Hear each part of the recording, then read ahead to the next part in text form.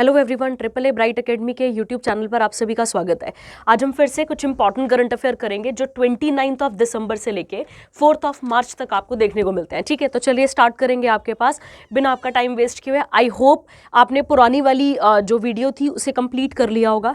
अब हम नेक्स्ट वाला सेक्शन आज शुरू करेंगे उसके आगे का, तो आप इसके साथ शीट के साथ अपने आंसर्स और जो एक्स्ट्रा फैक्ट है उसे ऐड करते जाएंगे। ठीक है, तो चलिए स्टार्ट करते हैं। आपके पास पहला इंपॉर्टेंट सेक्शन, और सेक्शन कौन सा वाला आता है, जैसे कि हम सबको पता है पहले हम कौन सा सेक्शन करते हैं, अपॉइंटमेंट्स और पर्संस इन न्यूज। सबसे पहले हम यही वाला सेक्शन अपना वाइंड अप करते हैं। ठीक है, तो चलिए स्टार्ट करते हैं, और जो जो स्टैटिक इसके साथ ऐड होता होगा उसे ऐड करेंगे, और जो जो फैक्ट जुड़ते होंगे उनको इसके साथ जोड़ने की कोशिश करेंगे। ठीक है, चलिए स्टार्ट करते हैं। पहला important current affair, first important current affair कहता है बच्चे कि जो NHRC है, सबसे पहला और मोस्ट इंपॉर्टेंट पॉइंट यहां पर कि NHRC क्या है, तो आपको समझना है ये नेशनल ह्यूमन राइट कमीशन है। ठीक है, नाम से आपको क्लियर हो रहा है, नाम है ह्यूमन राइट कमीशन। मतलब कल को अगर मेरे और आपके अधिकारों का कोई भी वायलेट होता है, ठीक है, तो हमारे पास एक बॉडी है, या फिर आप ऐसा कह सकते हो कि एक्चुअली में NHRC एक वॉचडॉग है। क्या है बच्चे, यहाँ पर एक वॉचडॉग है। और वॉचडॉग किस चीज के लिए है? ये वॉचडॉग है किसके लिए? ह्यूमन राइट्स के लिए। किसके लिए डील करती है बच्चे? ये पूरी की पूरी बॉडी ये डील करती है किसके लिए? ह्यूमन राइट्स के लिए डील करती है। ठीक है, सेकंड पॉइंट आपको यहां पर इसके साथ एक चीज और क्लियर रखनी है अपने दिमाग में कि NHRC एक स्टैट्यूटरी बॉडी है। सबसे इंपॉर्टेंट कैसी बॉडी है बच्चे? ये एक स्टैट्यूटरी बॉडी है। और कई बारी हमने पढ़ा हुआ है कि जब भी हम किसी बॉडी को स्टैट्यूटरी बॉडी बोलते हैं, मतलब उसको किसी पार्लियामेंट के एक्ट के द्वारा पास करके उसे लाया गया है। ठीक है, इसे किसके अंदर सेटअप किया गया था? तो वैसे इसे 12 अक्टूबर 1993 को सेटअप किया गया था। एक क्वेश्चन और बन गया हमारे पास। और दूसरा आपने याद रखना है बच्चे कि किसके अंदर इसे सेटअप किया गया है, तो आप याद रखेंगे protection of human right act. इसके अंदर क्या किया गया है? इसे सेटअप किया गया। तो protection of human right act आया था 1993 का, उसके अंदर ही इस बॉडी को बनाया गया था, और बॉडी का नाम था NHRC। क्या नाम है इस बॉडी का? NHRC। ये आपने यहां पर क्लियर रखना है। ठीक है, तो क्या क्या करती है बच्चे? हमारे ह्यूमन राइट्स को बचाती है, साथ ही साथ, ठीक है, अगर आप देखें तो ह्यूमन लाइफ, उसके अलावा उसकी डिग्निटी, ठीक है, उसकी लिबर्टी, इन सब चीज़ों के बारे में भी ये बात करती है। ठीक है, और अगर आप ध्यान दे रहे होंगे, ये लिबर्टी आ गया आपके पास, मतलब पर्सनल लिबर्टी आ गया आपके पास, इक्वालिटी आ गया, डिग्निटी आ गया, ये सब हम फंडामेंटल राइट प्लस हम प्रियम्बल के अंदर भी कवर करते हैं। ठीक है, चलो वो एक अलग बात है, वो एक कॉन्स्टिट्यूशन की बात हो गई। ये कैसी बॉडी है आपके पास? नॉन कॉन्स्टिट्यूशनल बॉडी है, याद रखेंगे, और नॉट अ कॉन्स्टिट्यूशनल बॉडी, याद रखेंगे। और कैसी बॉडी है आपके पास? ये स्टैट्यूटरी बॉडी है। ठीक है, तो इस स्टैट्यूटरी बॉडी का एक पर्सन अपॉइंट किया गया है, या चेयरपर्सन अपॉइंट किया गया है, वो आप पढ़ने जा रहे हैं। ठीक है, ध्यान देते हैं। कहता है प्रेसिडेंट ऑफ इंडिया। पहला क्वेश्चन यहीं से निकल के आ गया कि जो देश की राष्ट्रपति हैं उन्होंने ही एक पुराने, ध्यान देंगे, फॉर्मर सुप्रीम कोर्ट के चीफ जस्टिस, सुप्रीम कोर्ट के जज, जिनका नाम क्या था? V सुब्रमण्यम, इनको 9th चेयरपर्सन बनाया है किसका? ह्यूमन राइट कमीशन का। याद रखना है आपने। और कितने सालों के लिए? तो आप याद रखेंगे 3 साल। तो हमने दो चीज सीखी। अगर हमसे पूछा जाए कि NRC के NRC के चेयरपर्सन को कौन अपॉइंट करता है, तो कौन करता है? प्रेसिडेंट करता है। पहला क्वेश्चन आ गया। और सेकंड हमने क्या सीखा कि इसका टेन्योर कितना होता है? तो टेन्योर कितने सालों का होता है? 3 साल होता है। 3 साल नहीं होगा तो और 70 ईयर्स भी होता है। 70 ईयर्स बोलने का मतलब हो गया जब तक आपकी उम्र कितनी नहीं हो जाती है? 70 साल नहीं हो जाती है। ठीक है, तो ये आपने इसके साथ यहां पर जोड़ लेना है। ठीक है, अब बेटा ये अपॉइंटमेंट तो हो चुकी है, अब इस अपॉइंटमेंट के साथ साथ 2 अपॉइंटमेंट्स और हुई हैं, ध्यान देते हैं। इसी के साथ हमारे जो प्रेसिडेंट हैं उन्होंने चाइल्ड राइट एक्टिविस्ट प्रियंक कनगो और रिटायर्ड जस्टिस विद्युत रंजन सारंगी को भी NHRC का मेंबर बनाया है। तो 3 अपॉइंटमेंट एक्चुअली में हुई है, एक चेयरपर्सन है। और वैसे अगर आप बात करेंगे तो ये एक मल्टी मेंबर बॉडी है, ध्यान रखना, ये एक मल्टी मेंबर बॉडी है जिसमें से एक चेयरपर्सन होता है और 5 क्या होते हैं बेटा? अदर मेंबर्स होते हैं। ठीक है, तो 5 अदर मेंबर्स होते हैं, ये आपने यहां पर क्लियर रखना है। और उन 5 में से 2 ये रहे जिनकी अपॉइंटमेंट अपॉइंटमेंट हुई है और एक चेयरपर्सन है जिनका नाम क्या है, वी रामासुब्रमण्यम, आपने याद रखना है, ठीक है। अब एक चीज और इसको समझ लेते हैं कि क्या बोल रही हूं मैं, ठीक है, ध्यान देना। देखिए, जब आप एनएचआरसी की बात करते हैं, ध्यान देंगे बच्चे, ठीक है, आपने एक पॉइंट तो आपको समझ में आया कि अपॉइंट कौन कर रहा है बच्चे यहाँ पे, तो अपॉइंट करने वाले व्यक्ति का नाम क्या है, तो अपॉइंट करने वाले तो हमारे प्रेसिडेंट हो गए। तो क्या प्रेसिडेंट ऐसी रैंडमली किसी को भी उठाकर एनएचआरसी का चेयरपर्सन बना रहे हैं? बिल्कुल नहीं। तो आपको समझना है, एक एक्चुअली में कमेटी होती है और उस कमेटी का नाम क्या होता है बच्चे, सिलेक्शन कमेटी। क्या नाम होता है बच्चे, एनएचआरसी के लिए जो एक कमेटी बनती है अपॉइंटमेंट के लिए, उस कमेटी का नाम क्या होता है आपके पास, तो आपको याद रखना है, कमेटी का नाम होता है सिलेक्शन कमेटी, जिसके हेड होते हैं प्रधानमंत्री। कौन होते हैं जिसके हेड, प्रधानमंत्री। ध्यान देना, एनएचआरसी के जब चेयरपर्सन को अपॉइंट करते हैं या उसके मेंबर्स को अपॉइंट करते हैं तो 6 मेंबर की क्या बनाई जाती है, सिलेक्शन कमेटी बनाई जाती है, जिसमें से सबसे पहले हेड कौन कर रहा होता है, पीएम हेड कर रहे होते हैं। उसके अलावा स्पीकर ऑफ द लोकसभा कौन होते हैं बच्चे यहाँ पे, स्पीकर ऑफ द लोकसभा। आप सबको पता होना चाहिए कि स्पीकर ऑफ द लोकसभा कौन है, अभी ओम बिरला है, ये क्लियर हो गया आपके पास। तीसरा आपको याद रखना है, डेप्यूटी चेयरमैन ऑफ राज्यसभा। कौन आते हैं बेटा यहाँ पर, डेप्यूटी चेयरमैन ऑफ राज्यसभा। मैं चेयरमैन नहीं बोल रही हूँ, डेप्यूटी चेयरमैन ऑफ कौन आ जाते हैं आपके पास यहाँ पे, डेप्यूटी चेयरमैन ऑफ राज्यसभा। और अभी डेप्यूटी चेयरमैन ऑफ राज्यसभा कौन है, हरिवंश नारायण सिंह, ये आप यहां पर याद रख लेंगे, ठीक है। 3 लोग हो गए।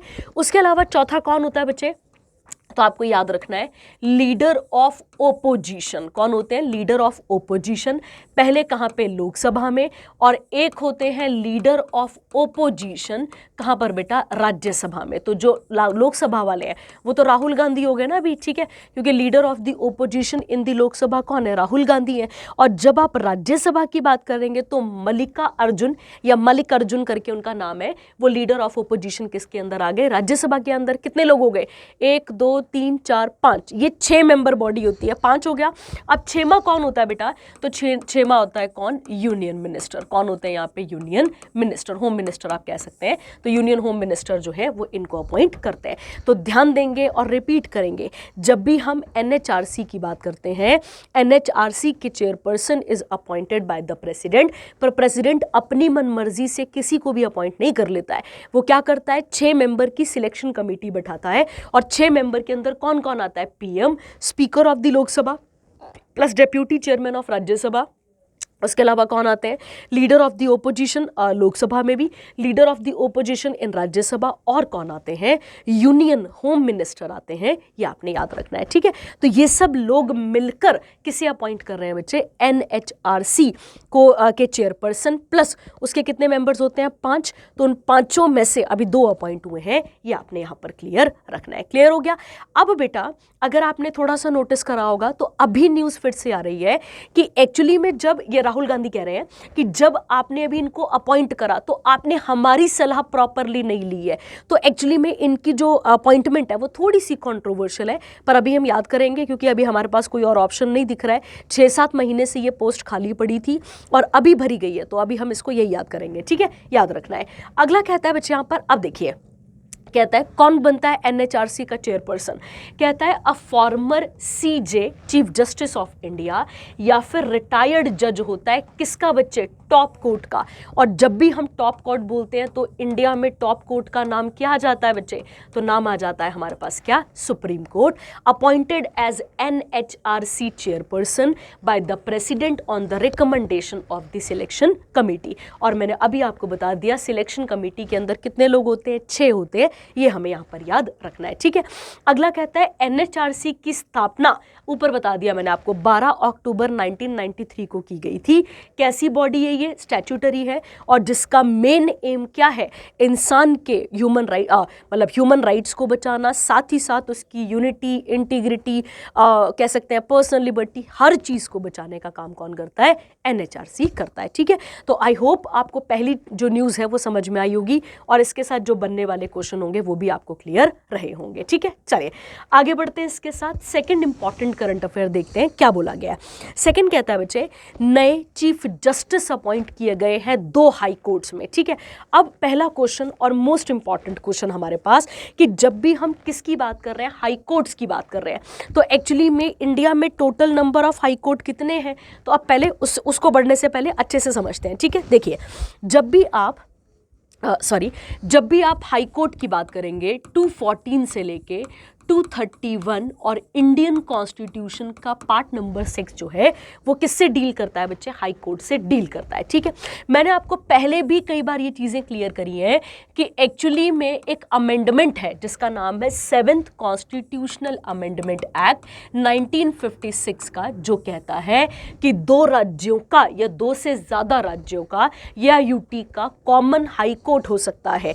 तो राज्य कितने हैं, 28 हैं, हाई कोर्ट कितने हैं, 25 हैं। ठीक है, तो एट प्रेजेंट हमारे पास कितने हाई कोर्ट हैं, तो आप याद रखेंगे एट प्रेजेंट हमारे पास 25 हाई कोर्ट हैं। ये आपने अपने दिमाग में क्लियर रखना है। ठीक है, और कौन सी अमेंडमेंट कहती है, तो मैंने अभी आपको क्लियर कर दिया कौन सी अमेंडमेंट कहती है। अमेंडमेंट कहती है 7th कॉन्स्टिट्यूशनल अमेंडमेंट, कब की, 1956 की। ठीक है, और 25वां हाई कोर्ट कहाँ बना था बच्चे, तो आंध्र प्रदेश, याद रखना है।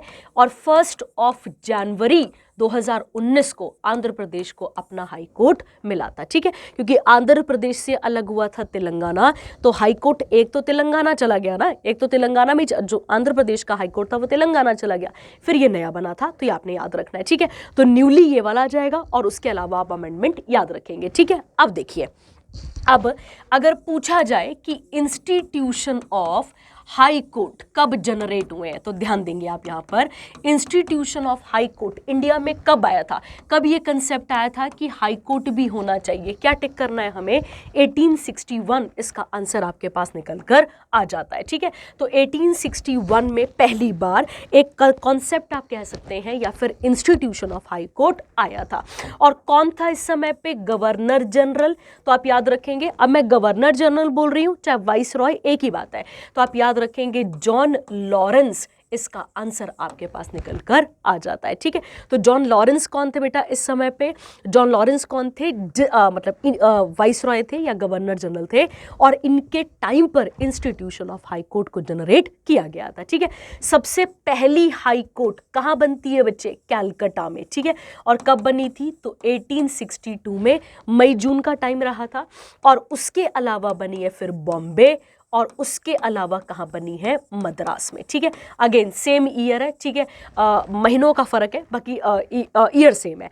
और जो उसके अलावा 4th हाई कोर्ट है वो कब बनी थी, 1866, और याद रखेंगे इलाहाबाद हाई कोर्ट इसका आंसर आ जाता है। ठीक है, और अभी रिसेंटली कौन सी वाली है, तो आप याद रखेंगे अभी रिसेंटली कौन सी वाली है, 2019 में बनी है, पर आंध्र प्रदेश हाई कोर्ट इसका आंसर है। ठीक है, चलिए अब आते हैं न्यूज़ पे, और न्यूज़ के साथ क्या क्या चीज़ें बन रही है उसको समझ लेते हैं। ठीक है, देखिए कहता है जस्टिस गुरमीत सिंह जो संधवालिया है या संधावालिया है, वो चीफ जस्टिस बने हैं किसके, हिमाचल प्रदेश हाई कोर्ट के। अब ध्यान देंगे किस हाई कोर्ट के बने हैं बच्चे, हिमाचल प्रदेश हाई कोर्ट के।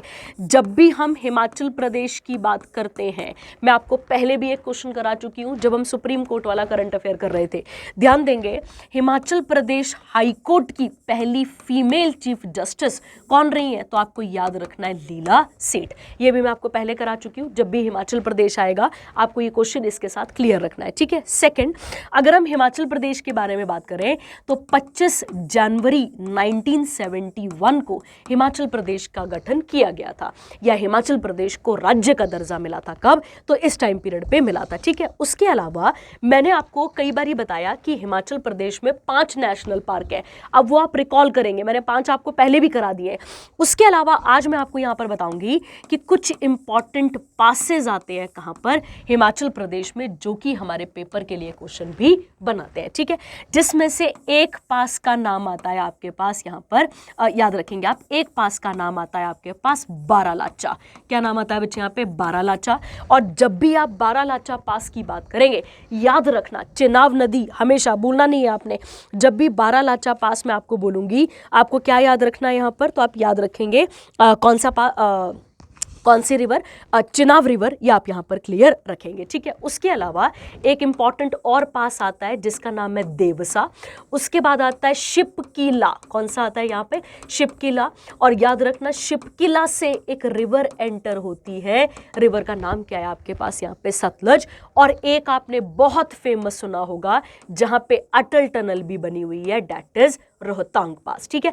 तो अब जो बच्चे मेरे साथ शुरू से करंट अफेयर कर रहे हैं उनको पता होगा कि हमने 5 नेशनल पार्क सीखे थे, उसके अलावा मैंने आपको बायोस्फीयर रिजर्व भी बताया था हिमाचल का, और आज मैंने आपको कुछ इंपॉर्टेंट पासेस बताए हैं, ये आप इसके साथ ऐड कर लेंगे, ठीक है। क्लियर हो गया?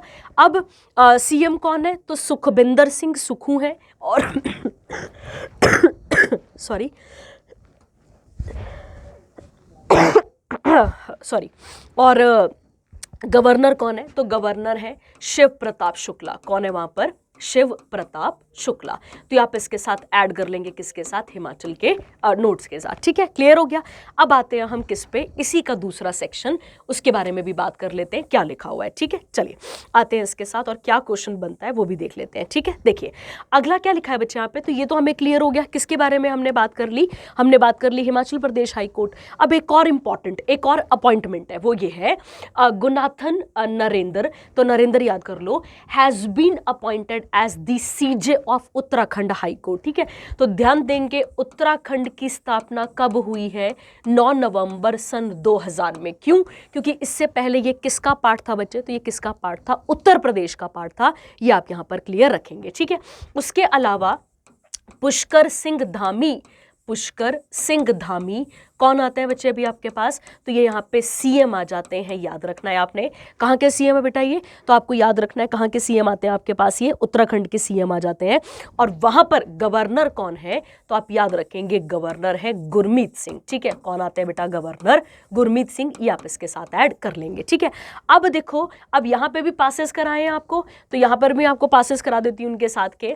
अब कुछ इंपॉर्टेंट पासेस जो कहाँ पर आते हैं बेटा? उत्तराखंड में आते हैं। अगर पिछला करंट अफेयर फॉलो करा है तो लिपू लेक पास जरूर सुना होगा, क्योंकि ये वही लिपू लेक पास है जहां से मानसरोवर की यात्रा होनी है। अगर आपको याद होगा, अगर आपने करंट अफेयर अच्छे तरीके से पढ़ा है तो लिपू लेक पास वहां पर बताया गया है। उसके अलावा एक और इंपॉर्टेंट पास है माना पास, और एक और आ जाता है आपके पास नीति पास। ये तीनों के तीनों पासेस हमें कहां देखने को मिलते हैं? उत्तराखंड में देखने को मिलते हैं, ठीक है। तो हमने क्या सीखा कि उत्तराखंड के नए और हिमाचल प्रदेश के नए चीफ जस्टिस अपॉइंट हुए हैं। और ध्यान रखना, अपॉइंट कौन करता है? ध्यान देंगे, अपॉइंट कौन करता है? तो अपॉइंट कौन करता है? हाई कोर्ट के जजेस को अपॉइंट करते हैं कौन? प्रेसिडेंट। कौन करते हैं बच्चा? प्रेसिडेंट। पर ओथ कौन दिलाते हैं? ध्यान देना है, ओथ वाला क्वेश्चन इंपॉर्टेंट हो गया। ओथ कौन दिलाते हैं? गवर्नर दिलाते हैं। और कौन से गवर्नर? उस पर्टिकुलर राज्य के गवर्नर। जैसे कि मतलब अपॉइंट तो करा होगा द्रौपदी मुर्मू ने, तो नरेंद्र को शपथ किसने दिलाई होगी? तो गुरमीत सिंह ने।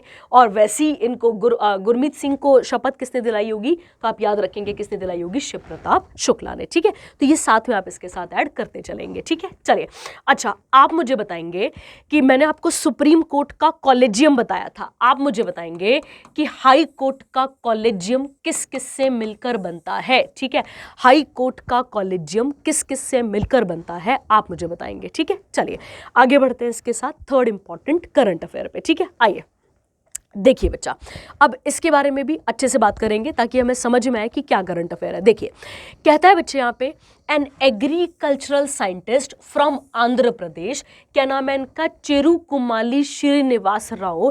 इन्हें अपॉइंट कर लिया गया है, किसका डायरेक्टर इन्हें बनाया गया है? तो इन्हें डायरेक्टर बनाया गया है इंडियन एग्रीकल्चर रिसर्च इंस्टीट्यूट का। Very very important organisation, very very important body, आप ऐसा कह सकते हैं, जो कि जितना भी एग्रीकल्चर से रिलेटेड या एग्रीकल्चर साइंसेस से रिलेटेड जो भी रिसर्च होता है, या फिर मान लो कोई भी हाई पढ़ाई होती है, मतलब कृषि को लेकर अगर कोई पढ़ाई की जाती है, कोई रिसर्च की जाती है, तो वो किस बॉडी पे की जाती है? तो आप याद रखेंगे बॉडी का नाम है इंडियन एग्रीकल्चरल रिसर्च इंस्टीट्यूट। ये आपको भूलना नहीं है, ठीक है।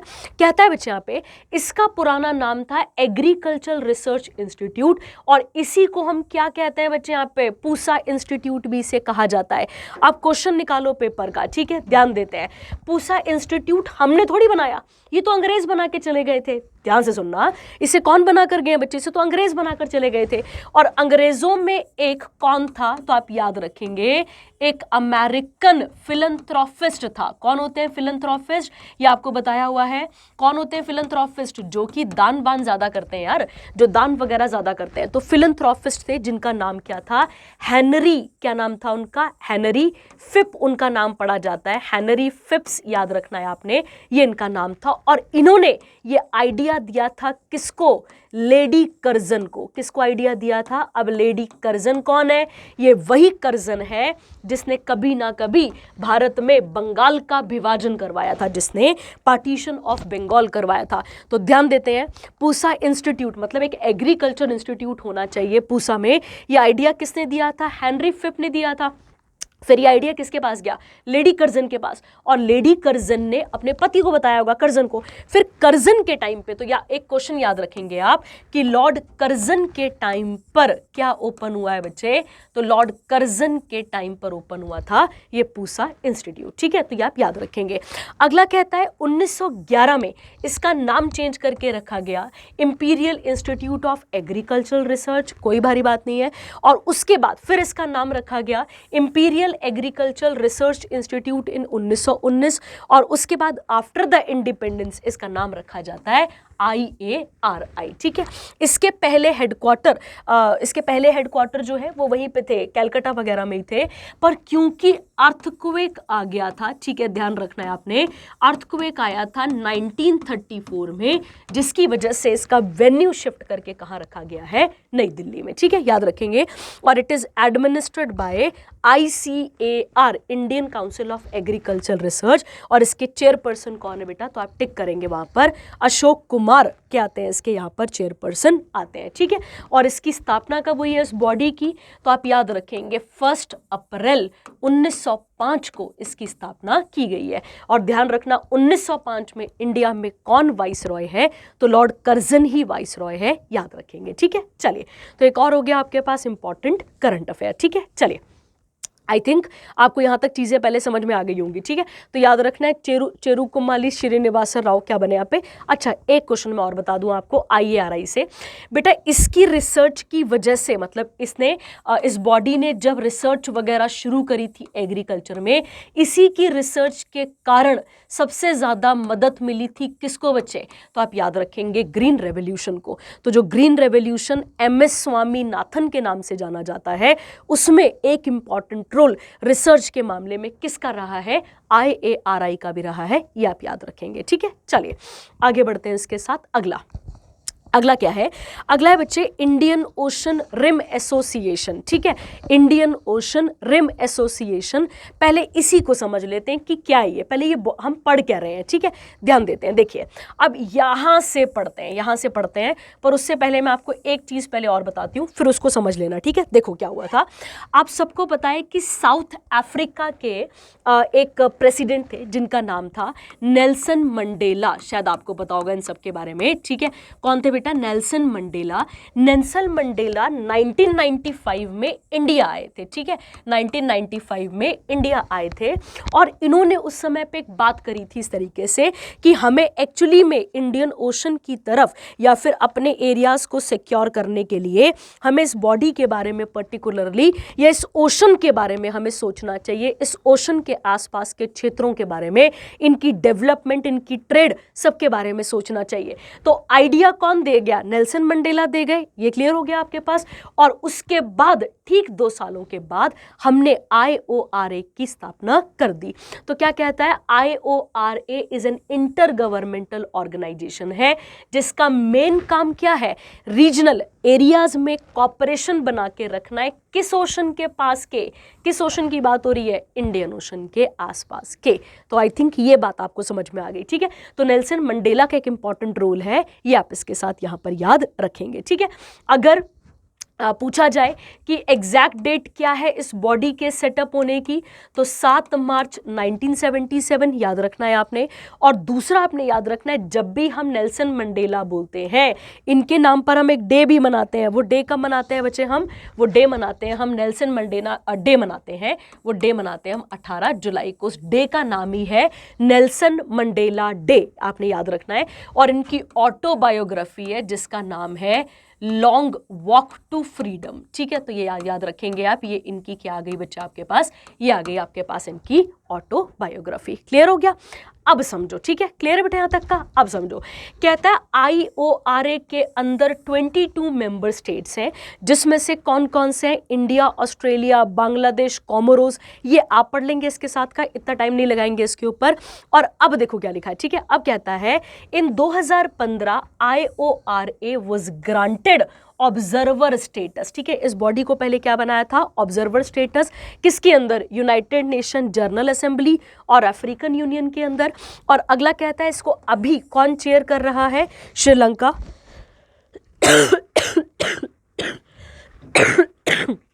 और इसे वाइस चेयर कौन कर रहा है? तो आप याद रखेंगे इंडिया।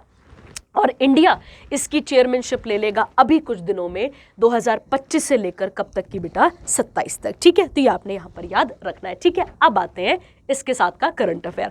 करंट अफेयर कहता है कि जो हमारी मिनिस्ट्री ऑफ एक्सटर्नल अफेयर है, मतलब सुब्रमण्यम, ठीक है, सुब्रमण्यम नहीं, एस जयशंकर, उन्होंने अनाउंस करा है कि इंडिया के IFS के, मतलब इंडियन फॉरेन सर्विसेज के सीनियर इंडियन ऑफिसर, क्या नाम है इनका? संजीव रंजन, ये बनेंगे किसके? Secretary general. इस बॉडी के क्या बनेंगे यहाँ पर? डायरेक्टर जनरल बनेंगे यहाँ पे, secretary general of the IORA secretariat in Ebene. और एबने कहां पर है बेटा? मॉरिशियस में, ठीक है। तो ये आपको इसके साथ यहां पर क्लियर रखना था। तो इंडियन ओशन एसोसिएशन रिम का आइडिया तो नहीं बोलेंगे हम, पर मतलब ऐसी कोई ऑर्गेनाइजेशन होनी चाहिए, ये बात कौन डालकर गए थे? तो नेल्सन मंडेला जी डालकर गए थे, ठीक है। चलिए, तो ये भी हो गया आपके पास एक और इंपॉर्टेंट करंट अफेयर, ठीक है। चलिए आगे बढ़ते हैं इसके साथ। अगला, ये बॉडी मैंने आपको कई बार बताई हुई है, मैं जब भी आपकी क्लासेस लेती हूँ तो मैंने मैक्सिमम जगह पे आपको ये चीज़ क्लियर की हुई है कि ये बॉडी क्या काम करती है और क्या इसके साथ यहाँ पर आता है, ठीक है। चलिए, तो बात कर लेते हैं इसके बारे में और डिटेल में समझते हैं, ठीक है। देखिए, आप सब ने एक बॉडी का नाम ज़रूर सुना होगा, ठीक है, क्लासेस में भी बताया हुआ है। बॉडी का नाम है CAPF का मतलब है central armed police force. Repeat कर रही हूँ, सेंट्रल आर्म्ड पुलिस फोर्स। जब भी आप सेंट्रल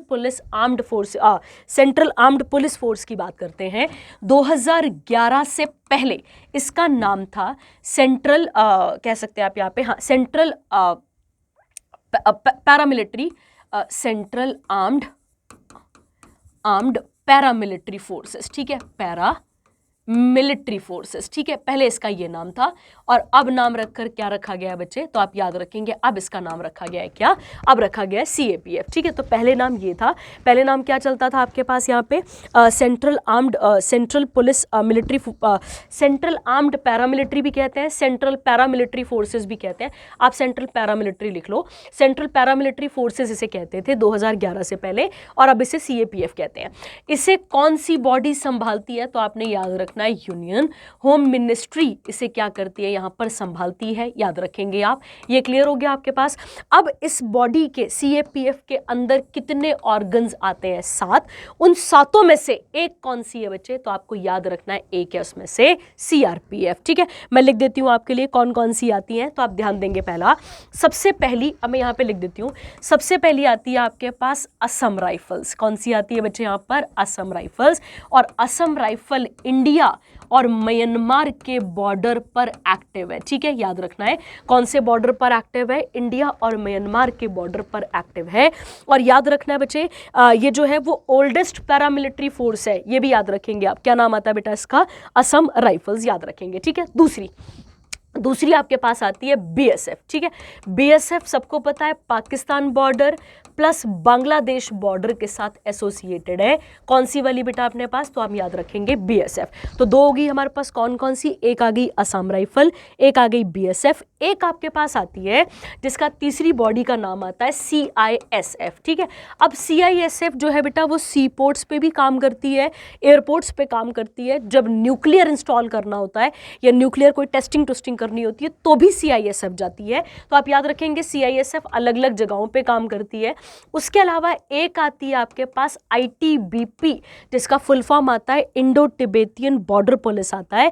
ये इंडिया चाइना बॉर्डर पे तैनात है। कहां पर तैनात है बेटा, इंडिया एंड चाइना बॉर्डर पे तैनात है। ये आप यहां पर क्लियर रखेंगे। तो कितनी बॉडीज होगी आपके पास, 4। पांचवी आपको याद रखनी है बच्चे सीआरपीएफ। सीआरपीएफ का काम है लॉ एंड ऑर्डर मेंटेन करना, ठीक है। अगर कहीं पे इंसर्जेंसी हो जाए तो इंसर्जेंसी को देखने का काम, मतलब दंगे वंगे छिड़ जाए तो कौन जाएगी फिर आपके पास, सीआरपीएफ। तो पांचवी बॉडी कौन सी आ गई, सीआरपीएफ। उसके अलावा 6th आपको याद रखना है यहां पर एनएसजी। एनएसजी की जब भी हम बात करते हैं तो आपको पता है ये काउंटर टेररिज्म के लिए जानी जाती है, ठीक है, एनएसजी। और उसके एनजीएस नहीं होगी, sorry, NSG, national security guard आ जाती है। और 7th आपके पास आती है एसएसबी। एसएसबी भूटान और नेपाल बॉर्डर के साथ तैनात है, ठीक है। किस बॉर्डर के साथ है बेटा, भूटान और नेपाल बॉर्डर के साथ आपको देखने को मिल जाती है, ठीक है। अब देखिए न्यूज़ क्या है, ठीक है। अब आते हैं न्यूज़ पे, देखिए क्या लिखा है। कहता है गवर्नमेंट ऑफ इंडिया ने अपॉइंट करा है किसे, तो आप याद रखेंगे विटुल कुमार को, ठीक है, विटुल कुमार। और उनके पास as an additional charge as director general of CRPF, ठीक है। क्यों, क्योंकि किसके जाने का टाइम आ रहा है अब यहाँ पर, अनीश दयाल सिंह का, तो ये यहाँ पर अपॉइंट किए गए हैं। सीआरपीएफ का पुराना नाम है क्राउन रिप्रेजेंटेटिव पुलिस, जिसका अंग्रेजों ने कभी गठन करा था और फिर आज़ादी के बाद इसको हमने अपना नाम यहाँ पर दिया है। The forces has since evolved into a substantial diverse organization। अगर आपने उरी मूवी देखी होगी तो याद है वो ब्लास्ट हुआ था, आरडीएक्स बचता है गाड़ी में आके, तो वो भी सीआरपीएफ थी। तो सीआरपीएफ जो है वो लॉ एंड ऑर्डर मेंटेन करने जाती है, इंसर्जेंसी को मेंटेन करने वहां पर जाती है, ठीक है। तो आप याद रखेंगे, ठीक है। कितनी फोर्सेस थी, 7 याद रखना है। अच्छा, अगला करंट अफेयर कहता है बच्चे आपके पास यहां पर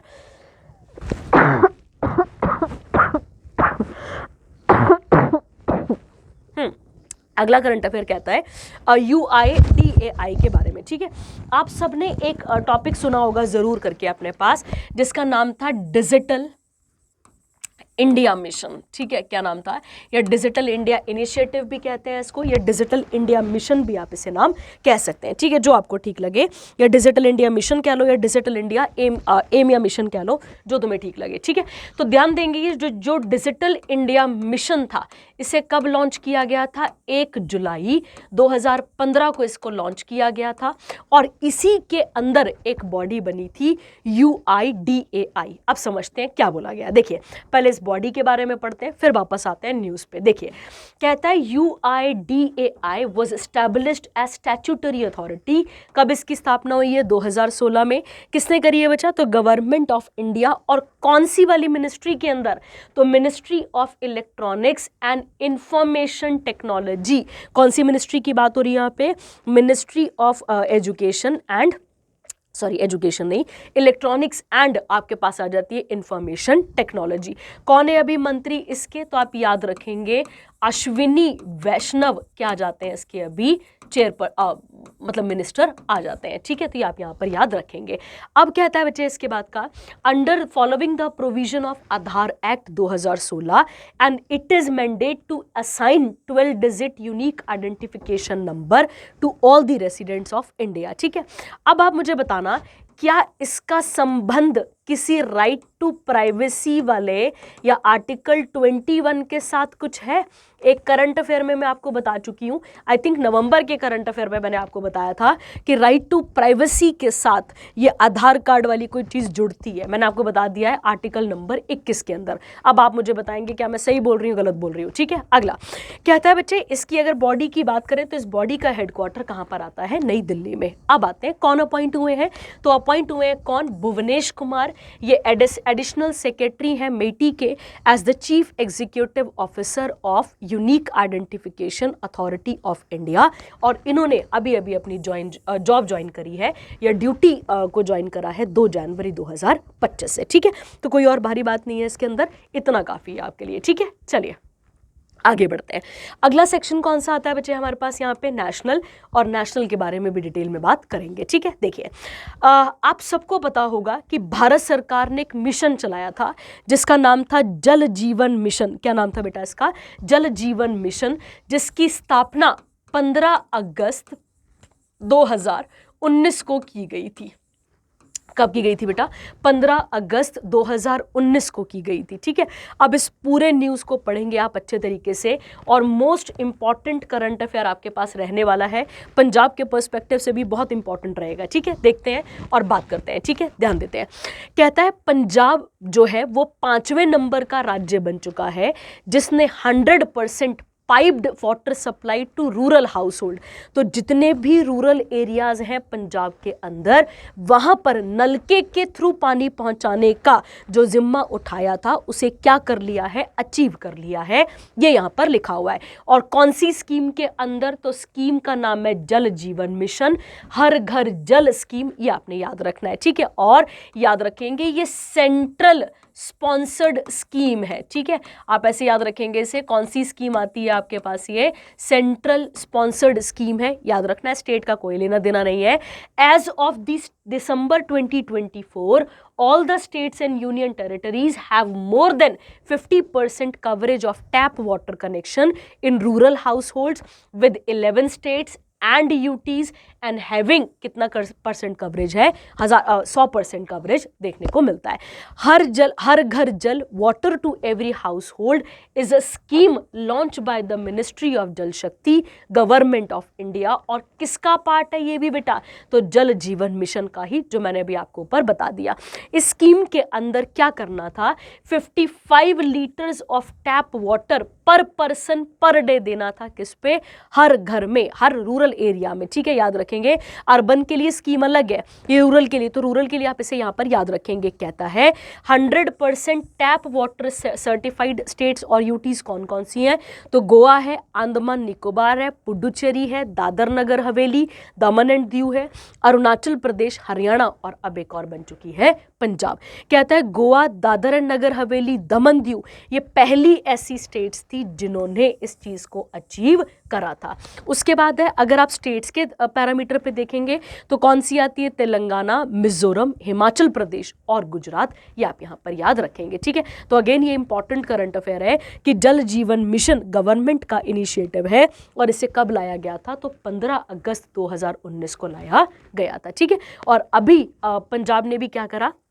अब इसे प्रोवाइड ही नहीं करा, अचीव भी कर लिया है। ठीक है, माना गया है, ऐसा लिखा गया है कि अचीव भी कर लिया है, तो आप इसके साथ यहाँ पर ऐड कर लेंगे। ठीक है, अब आप मुझे बताएंगे, जैसे मैं आपको हर स्टेट के बारे में बताती हूँ वैसे आप अपने स्टेट के बारे में मुझे बताएंगे कि पंजाब के सीएम कौन है, पंजाब के गवर्नर कौन है, ठीक है, और पंजाब के इंपॉर्टेंट नेशनल पार्क कौन से हैं, और आप मुझे बताएंगे कि वहाँ पे फोक डांसेस कौन कौन से हैं। ठीक है, क्योंकि ये इंपॉर्टेंट बन गया आपके लिए, आप बिल्कुल इस चीज़ के टच पे रहते हैं पंजाब वाले बच्चे, तो आप भी मुझे बताएंगे इन सब चीज़ों के बारे में। ठीक है, चलिए आगे बढ़ते हैं इसके साथ। अगला आता है पहला border solar village in India. Again star mark करने वाला करंट अफेयर है। ठीक है, बॉर्डर क्यों बच्चे? आप सबको पता है कि इंडिया एक अच्छा खासा बॉर्डर शेयर करता है किसके साथ?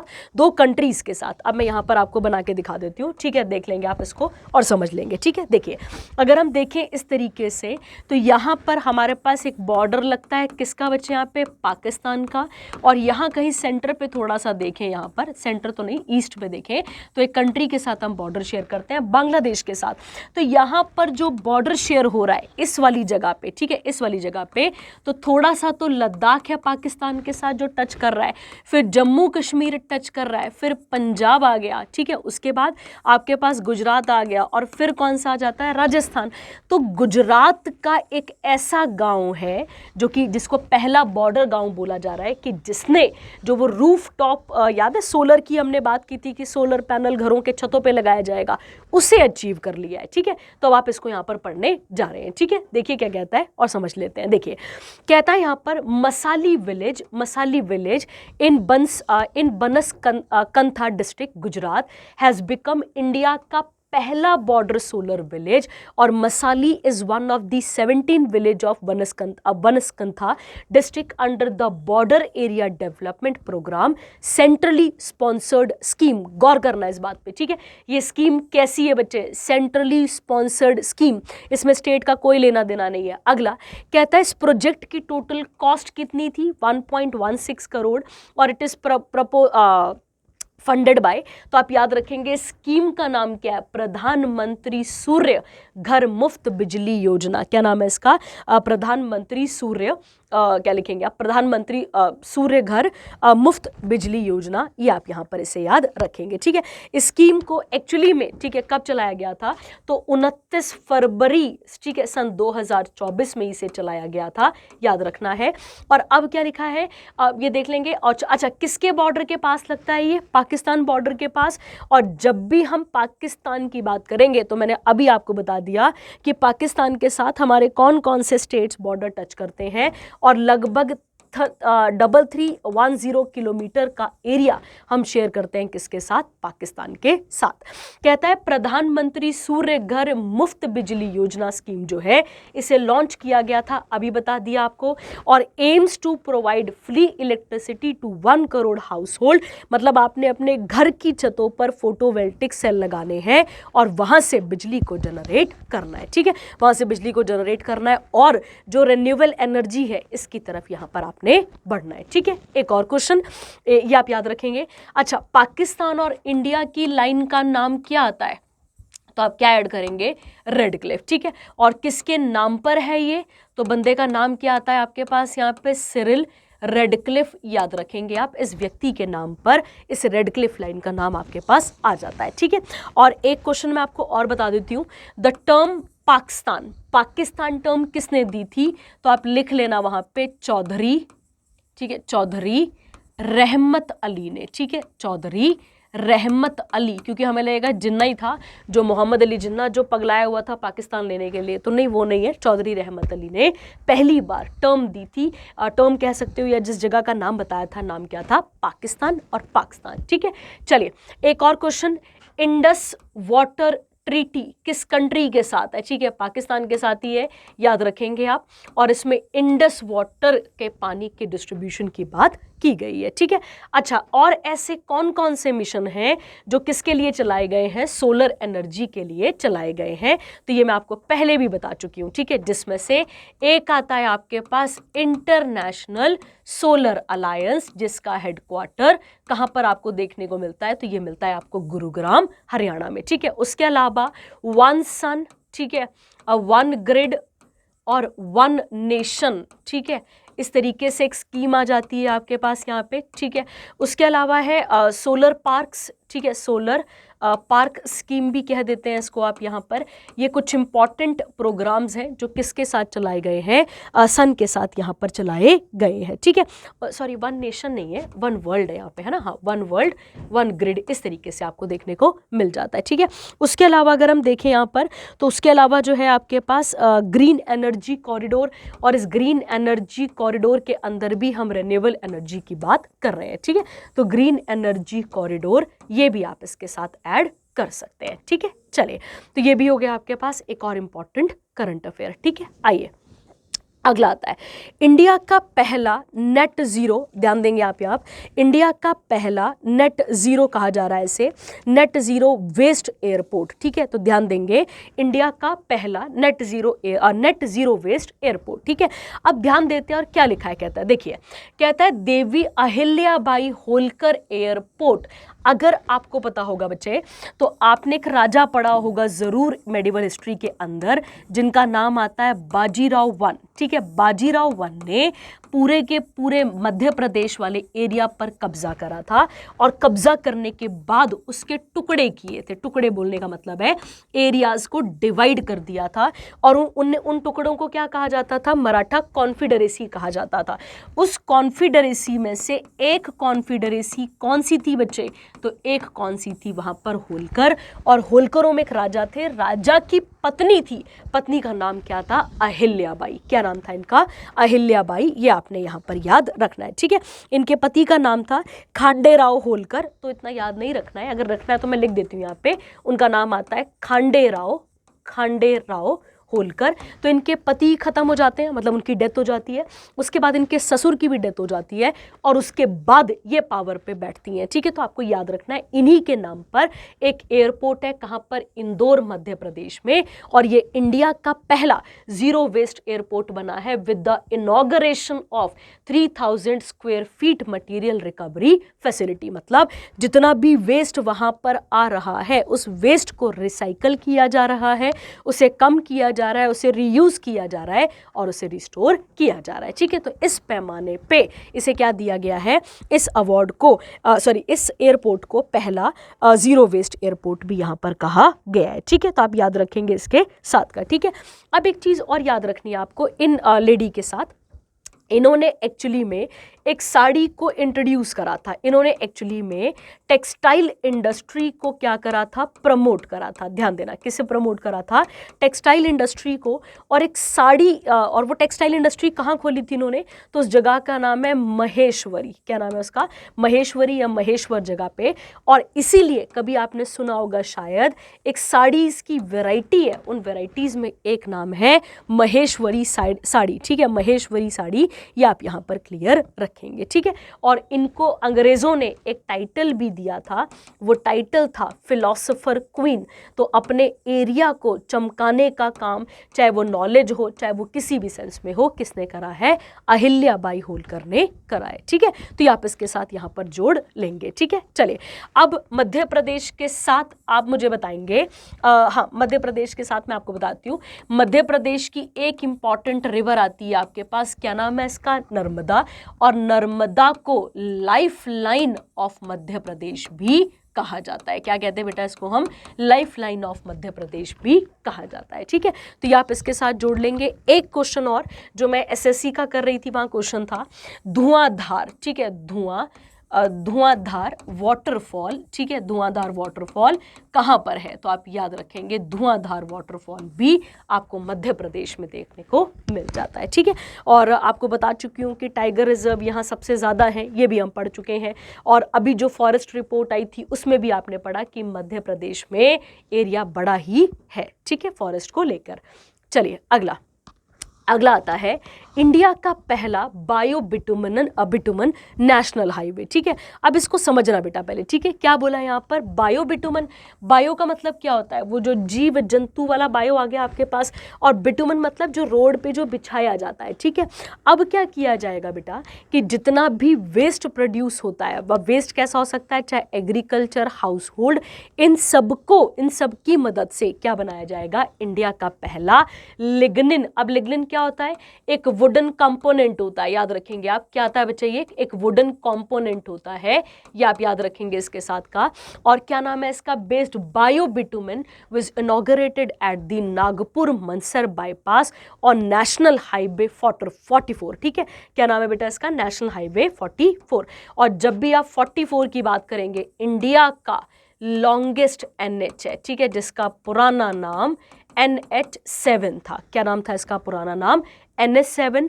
और ये किस किस को कनेक्ट करता है? तो ये कश्मीर को कनेक्ट करता है किसके साथ?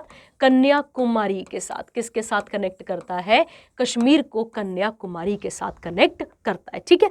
अब आते हैं वापस, क्या देखिए, कहता है bio bitumen saves India's 4000 rupees से लेकर 4,500 या 4,500 crore annually in foreign exchange imported bitumen and promote sustainable road development. ऐसा करने से जो इंडिया की डिपेंडेंसी है पेट्रोलियम खरीदने में और भी बहुत सारे प्रोडक्ट्स को खरीदने में, उसकी डिपेंडेंसी क्या हो जाएगी? यहाँ पे कम हो जाएगी।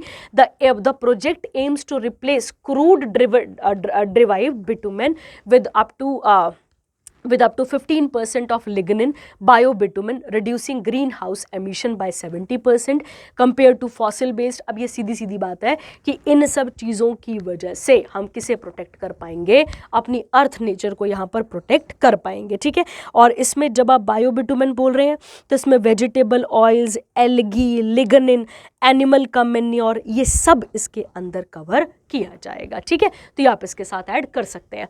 अच्छा, एक और बात, NH जो 44 है वो कितना किलोमीटर कवर करता है, तो 3745 किलोमीटर, और एक्चुअली में ये 11 स्टेट्स को पास करके जाता है। कितने स्टेट्स को पास करता है बच्चे, तो NH44 11 स्टेट्स को पास करके जाता है, ठीक है। और उसके अलावा एक आप याद रखेंगे, अच्छा आप मुझे बताएंगे कि अगर ये लॉन्गेस्ट रूट है NH है तो शॉर्टेस्ट कौन सा है, ठीक है। आप मुझे बताएंगे तो शॉर्टेस्ट NH कौन सा है, ये आप मुझे यहाँ पर क्लियर करेंगे, ठीक है। चलिए, तो एक और इंपॉर्टेंट करंट अफेयर आपके पास कंप्लीट हो जाता है। अगला आता है बच्चे, youngest female to scale highest peak in all 7 continents, ठीक है। तो सातों के सातों कॉन्टिनेंट्स की जो हाईएस्ट पीक है उन पे चढ़ने वाली एक 17 साल की बच्ची है। क्या नाम है इसका, काम्या कार्तिकेय। क्या नाम है यहाँ पे, काम्या कार्तिकेयन, जो भी आप इन्हें बोलेंगे। और ये कहाँ से है, तो नेवी चिल्ड्रन स्कूल इन मुंबई महाराष्ट्र। इन्होंने हिस्ट्री बना दी है वर्ल्ड की यंगेस्ट फीमेल बनकर 7 हाईएस्ट पीक पे चढ़ने के बाद, ठीक है। कहता है शी सक्सेसफुली क्लिम्ड, अब ध्यान देना क्या लिखा है यहाँ पे, माउंट विंसन मैसिव। ये कहाँ पर आता है, अंटार्कटिका। 7 बोले हैं, 7 में से एक ही आ गया, तो क्या नाम है इसका, माउंट विंसन मैसिव, याद रखेंगे आप यहाँ पर। सेकंड याद रखना है आपने, सेकंड आ गया एशिया के अंदर, सेकंड कॉन्टिनेंट में आ जाएगा एशिया, और एशिया के अंदर आप ऐड कर लेंगे माउंट एवरेस्ट। कौन सा आ जाएगा यहाँ पे, माउंट एवरेस्ट।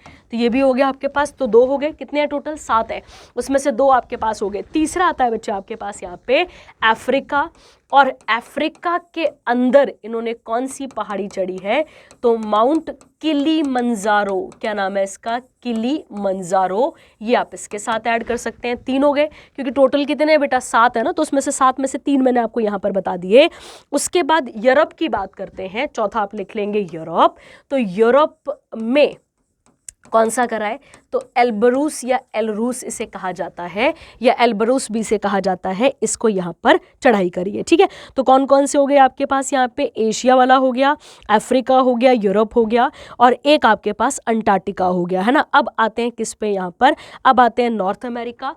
नॉर्थ अमेरिका के, ठीक है, उस पहाड़ी का नाम है या माउंटेन का नाम है माउंट देनाली। क्या नाम है बेटा इसका, माउंट देनाली। तो कितने हो गए आपके पास, 5, ठीक है। अब 2 रहते हैं आपके पास, उन 2 में से एक आपके पास आता है कौन सा वाला बच्चे, साउथ अमेरिका। और साउथ अमेरिका के पहाड़ी का नाम है एकोनगुआ इसे कहा जाता है। ये आप लिख लेंगे, ये किसका आ गया आपके पास, साउथ अमेरिका का, ठीक है।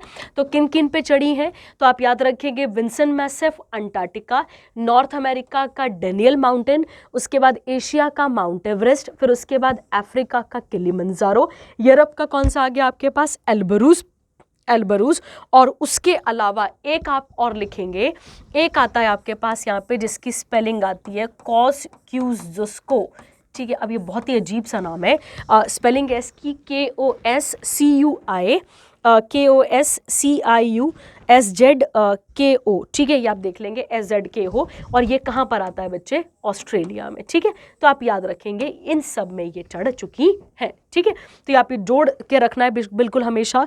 और इसी से अभी कुछ दिनों पहले, अगर आपने ध्यान दिया होगा, इसी से कुछ दिनों पहले हमने एक करंट अफेयर और पढ़ा था कि एक व्यक्ति है जिसका नाम है अरुण वाजपेयी। अरुण वाजपेयी कहाँ चढ़े थे, याद करो, तो वो चढ़े थे किस पे, माउंट शीश पंगमा। किस में चढ़े थे बच्चे, शीश पंगमा, जो कि चाइना में था। तो ये भी पिछले कुछ महीनों का करंट अफेयर है, ये आप इसके साथ ऐड कर सकते हैं, ठीक है। अच्छा, अब आते हैं एक चीज़ और, ये मैं आपको क्लासेस में भी बता चुकी हूँ वैसे तो, ठीक है। और इसके साथ जो जो जुड़ता होगा वो मैं आपको यहाँ पर ऐड कर देती हूँ, ठीक है। देखिए, जब भी आप माउंट एवरेस्ट की बात करेंगे, माउंट एवरेस्ट पे चढ़ने वाले पहले 2 लोग कौन आते हैं, या पहले लोग कौन आते हैं, तो आप याद रखेंगे कौन कौन आते हैं बच्चे। पहला नाम आता है एडमंड हिलेरी, याद रखना है आपने, एडमंड हिलेरी। और दूसरा क्या नाम आता है आपके पास यहाँ पे, तेंजिंग नॉर्गे। क्या नाम आता है बेटा इनका, तेंजिंग नॉर्गे, याद रखेंगे, ठीक है। और कब चढ़े थे ये दोनों के दोनों चढ़ाई, तो डेट है 29 मई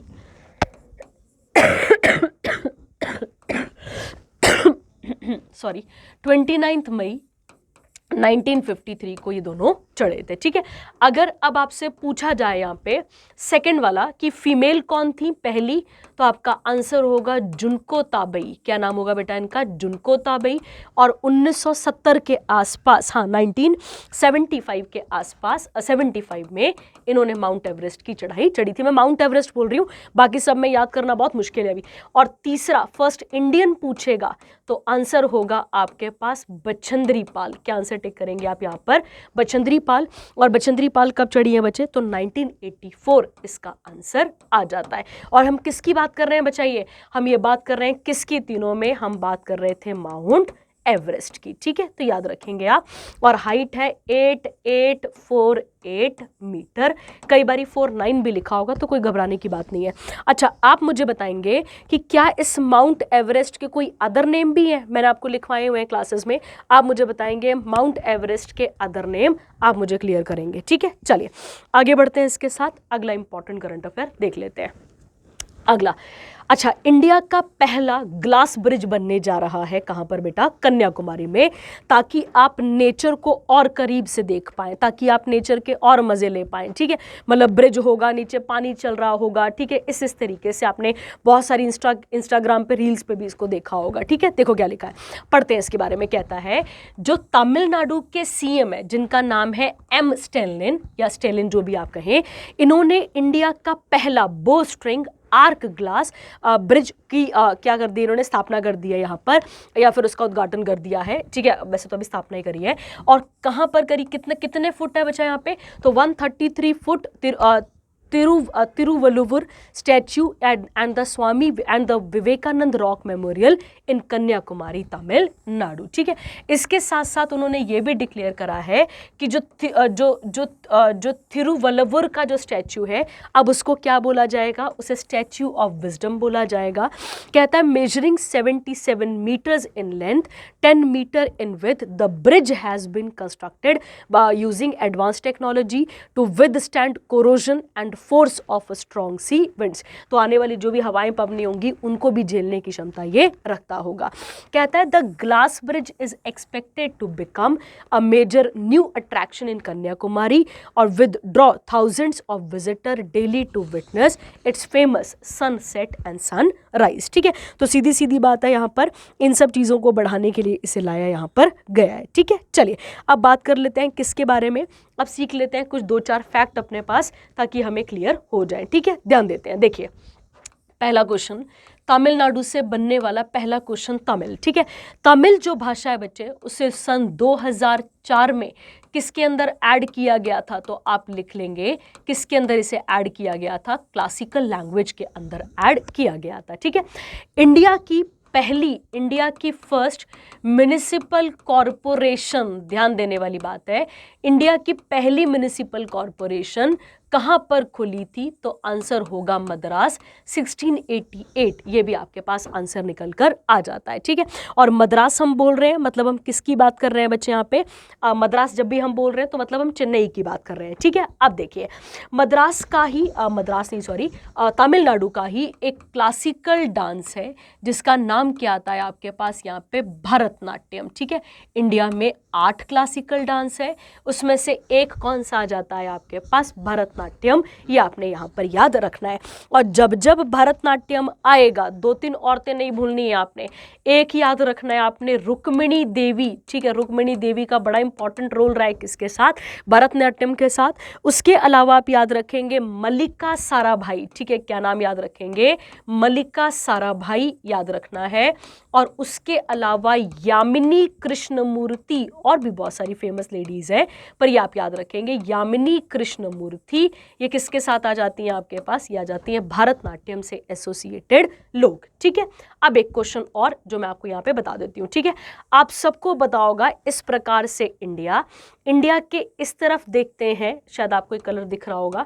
ठीक है, कौन सा आ जाता है आपके पास, ये वाला इस तरीके से, ये जो आपको दिख रहा है इनका नाम है वेस्टर्न घाट्स, याद रखना है आपने, और इधर वाले जो घाट है उनका नाम क्या है, ईस्टर्न घाट्स। ठीक है, ये ईस्टर्न घाट और वेस्टर्न घाट जहां पर आके मिलते हैं उस जोन को कहा जाता है उसको कहा जाता है नीलगिरी हिल्स। क्या कहा जाता है बच्चे इसे, नीलगिरी हिल्स। तो ये आपने यहाँ पर क्लियर रखना है। और वो नीलगिरी हिल्स भी कहाँ पर आती हैं बच्चे, तमिलनाडु में। कहाँ पर आती हैं, तमिलनाडु में। ठीक है, और तमिलनाडु में ही आप ऐसा कह सकते हो कि इंडिया का पहला बायोस्फीयर रिजर्व, ठीक है, कौन सा था, तो इंडिया का पहला बायोस्फीयर रिजर्व भी नीलगिरी था। ये आप यहाँ पर याद रखेंगे 1986 में। ठीक है, ये आप इसके साथ जोड़ लेंगे। ठीक है, तो ईस्टर्न घाट और वेस्टर्न घाट कहाँ मिलते हैं, नीलगिरी में। नीलगिरी कहाँ पर आता है, तमिलनाडु में। ठीक है, चलिए ये भी हो गया आपके पास एक और इम्पॉर्टेंट करंट अफेयर। ठीक है, चलिए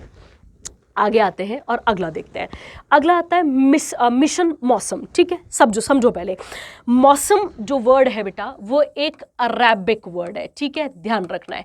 कैसा वर्ड है बच्चे, ये आपके पास यहाँ पे अरेबिक वर्ड है, जिसका मतलब होता है, अगर आप समझे इसका, जिसका मतलब होता है कि अगर आप देखें, जिसका मतलब होता है कि सीजन ऑफ विंड्स। ठीक है, इसे क्या कहा जाता है, इसे कहा जाता है सीजन ऑफ विंड्स। तो जब विंड्स का सीजन चलता है, आपके पास पवनें चलती हैं, उसे क्या कहते हैं, उसे मौसम कहा जाता है। ठीक है, अब क्या है बच्चे, ये जो मिशन मौसम है, अगर हम इसकी बात करें, यहाँ पर मिशन मौसम की अगर हम बात करते हैं, इसे लॉन्च करा था भारत सरकार ने। और कब लॉन्च करा था, तो यहाँ पे लिखा है आपके पास, इसे लॉन्च किया गया था सितंबर 2024 में। और इसका मेन एम क्या है कि weather related plus climate related जो भी इंफॉर्मेशन है उसे क्या किया जा सके, उसे गैदर किया जा सके। तो लिखा है mission Mausam, a landmark initiative led by the ministry of earth sciences, a design to position India as a world leader in the field of weather and climate sciences. ठीक है, तो एम क्या है इसका कि इंडिया को वेदर रेडी बना के रखना है, क्लाइमेट के तरीके से स्मार्ट बना के रखना है, and complying with the international standards by 2026। तो कोई और भारी बात नहीं है। ठीक है, अब एक और चीज, वेदर रिलेटेड फिनोमिना हमेशा याद रखना। ठीक है, वेदर रिलेटेड फिनोमिना, थोड़ी सी ज्योग्राफी जोड़ेंगे, वेदर रिलेटेड फिनोमिना हमें किस लेयर में मिलता है, एटमॉस्फेयर की किस लेयर पे मिलता है, तो हमेशा याद रखना है ट्रोपोस्फेयर में। किस में मिलता है बच्चे, यहाँ पे ट्रोपोस्फेयर में। ठीक है, आज मौसम बारिश होगी, बादल होंगे, या मौसम धूप निकलेगी, जो भी होगा वो सारा किस लेयर पे होता है बेटा, तो आप याद रखेंगे ट्रोपोस्फेयर में। ठीक है, और अगर ये ना हो, अगर ऐसी कोई ऐप या ऐसा कोई मिशन ना हो, तो हम कभी भी ना पता लगा पाए आने वाले फ्यूचर चैलेंजेस के लिए। ठीक है, ये हमारी मदद कहाँ कहाँ करेगा, ये हमारी मदद डिफेंस में करेगा, और उसके अलावा जो है वो डिफेंस कह सकते हो आप यहाँ पर। उसके अलावा जो है इसका असर अगर आप देखें यहाँ पर और भी बहुत सारी जो स्कीम्स हैं या किसी वेदर प्रेडिक्शन के लिए इसका यूज़ किया जा सकता है। ठीक है, चलिए आगे बढ़ते हैं। अगला आता है great place to work certification. ठीक है, अब देखिए यहाँ पे क्या लिखा हुआ है। जब आप ग्रेट प्लेस टू वर्क की बात करते हैं, यहाँ पर अगर हम बात करते हैं किसकी, अगर हम बात करते हैं इस वाली न्यूज़ की, तो इस वाली न्यूज़ के अंदर क्या बोला गया है बेटा, अच्छा एक मिनट बेटा, है ना, हाँ, इसका यूज़ हम एग्रीकल्चर में भी कर सकते हैं ना। ठीक है, एग्रीकल्चर में, उसके अलावा मैंने आपको क्या बोला, डिजास्टर को मैनेज करने के लिए, ये छूट रहा है थोड़ा सा तो मैं आपको बता ही देती हूँ, इन सब चीज़ों में भी इसका यूज़ किया जा सकता है। ठीक है, चलिए वापस आते हैं।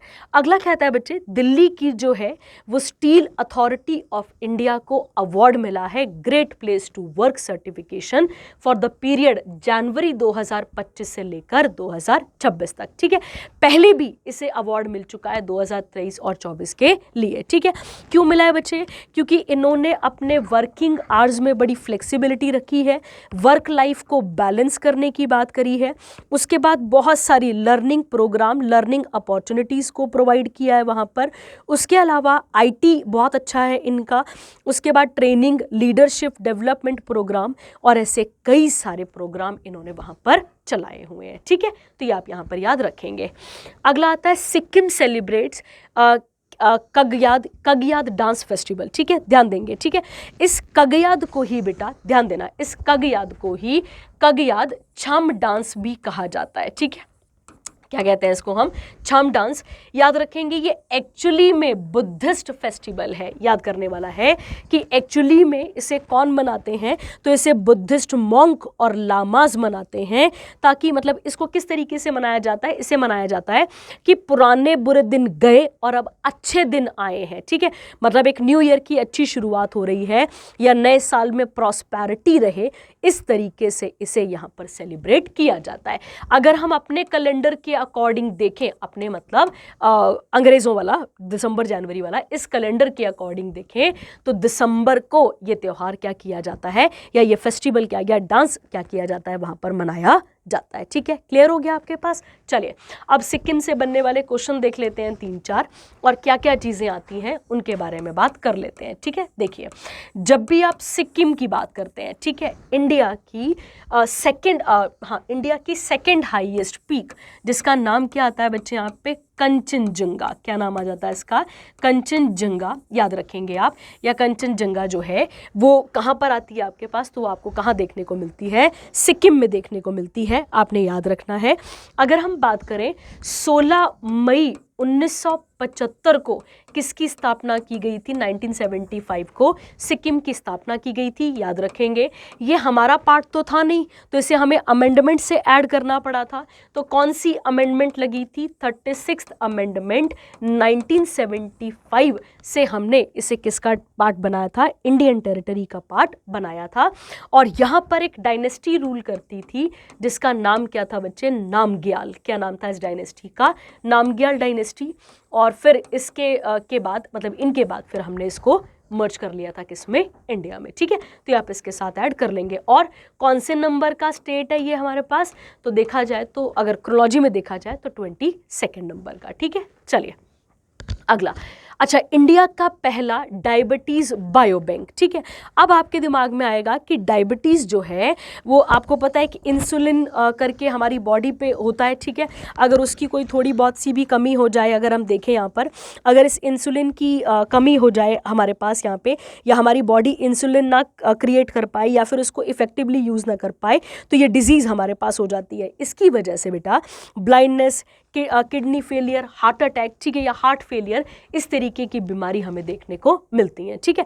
तो क्या किया गया है यहाँ पर पहला ऐसा बायो बैंक खोला गया है। नाम से क्लियर हो रहा है, बायो बैंक का मतलब होता है बेटा जहाँ पर लोग आएंगे जो किससे पीड़ित हैं? डायबिटीज से पीड़ित हैं, और उनके वो अपने ब्लड सैंपल और भी जो सैंपल्स होते हैं वो देंगे, और उनके ऊपर रिसर्च वगैरह की जाएगी, और उस रिसर्च से इस बड़ी सी बड़ी घातक प्रॉब्लम को सॉल्व करने की बात की जाएगी, ठीक है। तो और कुछ नहीं है, क्या लिखा है? इंडिया का पहला डायबिटीज बायो बैंक कहां पे स्थापना करने वाला है? तो चेन्नई में। याद रखेंगे किसके साथ कोलैबोरेट करके? ICMR के साथ और मद्रास डायबिटीज रिसर्च फाउंडेशन के साथ। इसका एम क्या रहेगा? डायबिटीज और जो अदर हेल्थ डिसऑर्डर्स हैं, हो सकता है इस बीमारी से या इसके मिलती जुलती बीमारी से, उसको यहां पर खत्म करने की बात की जाएगी या उस पर रिसर्च की जाएगी। It will store samples from the ICMR India AB study and registry of young onset diabetes, ठीक है। तो इन सब की मदद से इस बीमारी को हराने की बात की जाएगी, ठीक है। चलिए, तो एक और सेक्शन हमारे पास कंप्लीट हो जाता है, कौन सा वाला? नेशनल, ठीक है। चलिए अगला करंट अफेयर। अब बाल्ड ईगल मतलब गंजा ईगल कह सकते हैं, गंजा कह सकते हैं आप, है ना। अब ये मत बोल देना बिल्कुल ही गंजा है, गंजा नहीं है बेटा वो, मतलब उसमें बाल कम है ऊपर, है ना। बाल बाकी ईगल्स के कंपैरेटिव उसके बाल आपको कम देखने को मिलते हैं, ठीक है। क्या सीन है समझते हैं, ठीक है। देखिए इसको बाद में पढ़ते हैं, पहले यहाँ समझते हैं। ये जो बाल्ड ईगल है ना बच्चे, ये एक्चुअली में सिंबल रहा है USA का कब से? 1782 से, when it was featured on the great seal of the USA। तो ये पहले से यूज होता आ रहा है, तो कोई नई बात नहीं है कि अभी यूज हो रहा है। उसके बाद कहता है the seal includes the eagle, उसके अंदर ऑलिव ब्रांच है, फिर एरोस दिखाए गए हैं, शील्ड है, और मोटो क्या है? ई पुरिबस उनम, मतलब out of many one, and a constellation of stars. तो ये पहली बार यूज नहीं हो रहा है, ये पहले भी यूज हो चुका है। अब इसको क्या बनाया गया है, अब इसको जो बिडेन थे अपने पास, उन्होंने क्या बोल दिया इसको, अब इसको ऑफिशियली डेजिग्नेट कर दिया है कि ये अब नेशनल बर्ड है किसकी, यूएसए की। तो ऐसा नहीं है कि पहली बार हो रहा है, इससे पहले भी इसे यूज किया जा चुका है। कहता है the significant recognition formalises the bald eagle's role as a symbol of American strength, power, position and it was held informally over 240 years. तो पहले से यूज हो रहा था और अब इसे और तरीके से बोला गया है, ठीक है। अब इसका साइंटिफिक नेम क्या है, देखो भाई कितना खतरनाक है, कॉपेफेलस तुलसियू, जो भी नाम है बेटा पढ़ लेना, is the scientific name of the bald eagle known for its striking white head, yellow beak atop brown body, ठीक है। तो येलो बीक दिखेगा इसका, उसके अलावा आपको वाइट हेड दिखेगा इसका, और उसके अलावा ब्राउन बॉडी आपको देखने को मिल जाती है, ठीक है। तो ये आप इसके साथ ऐड कर लेंगे। अगला आता है आपके पास यहाँ पे वर्ल्ड का सबसे बड़ा amphibious assault ship for fighter jet, ठीक है।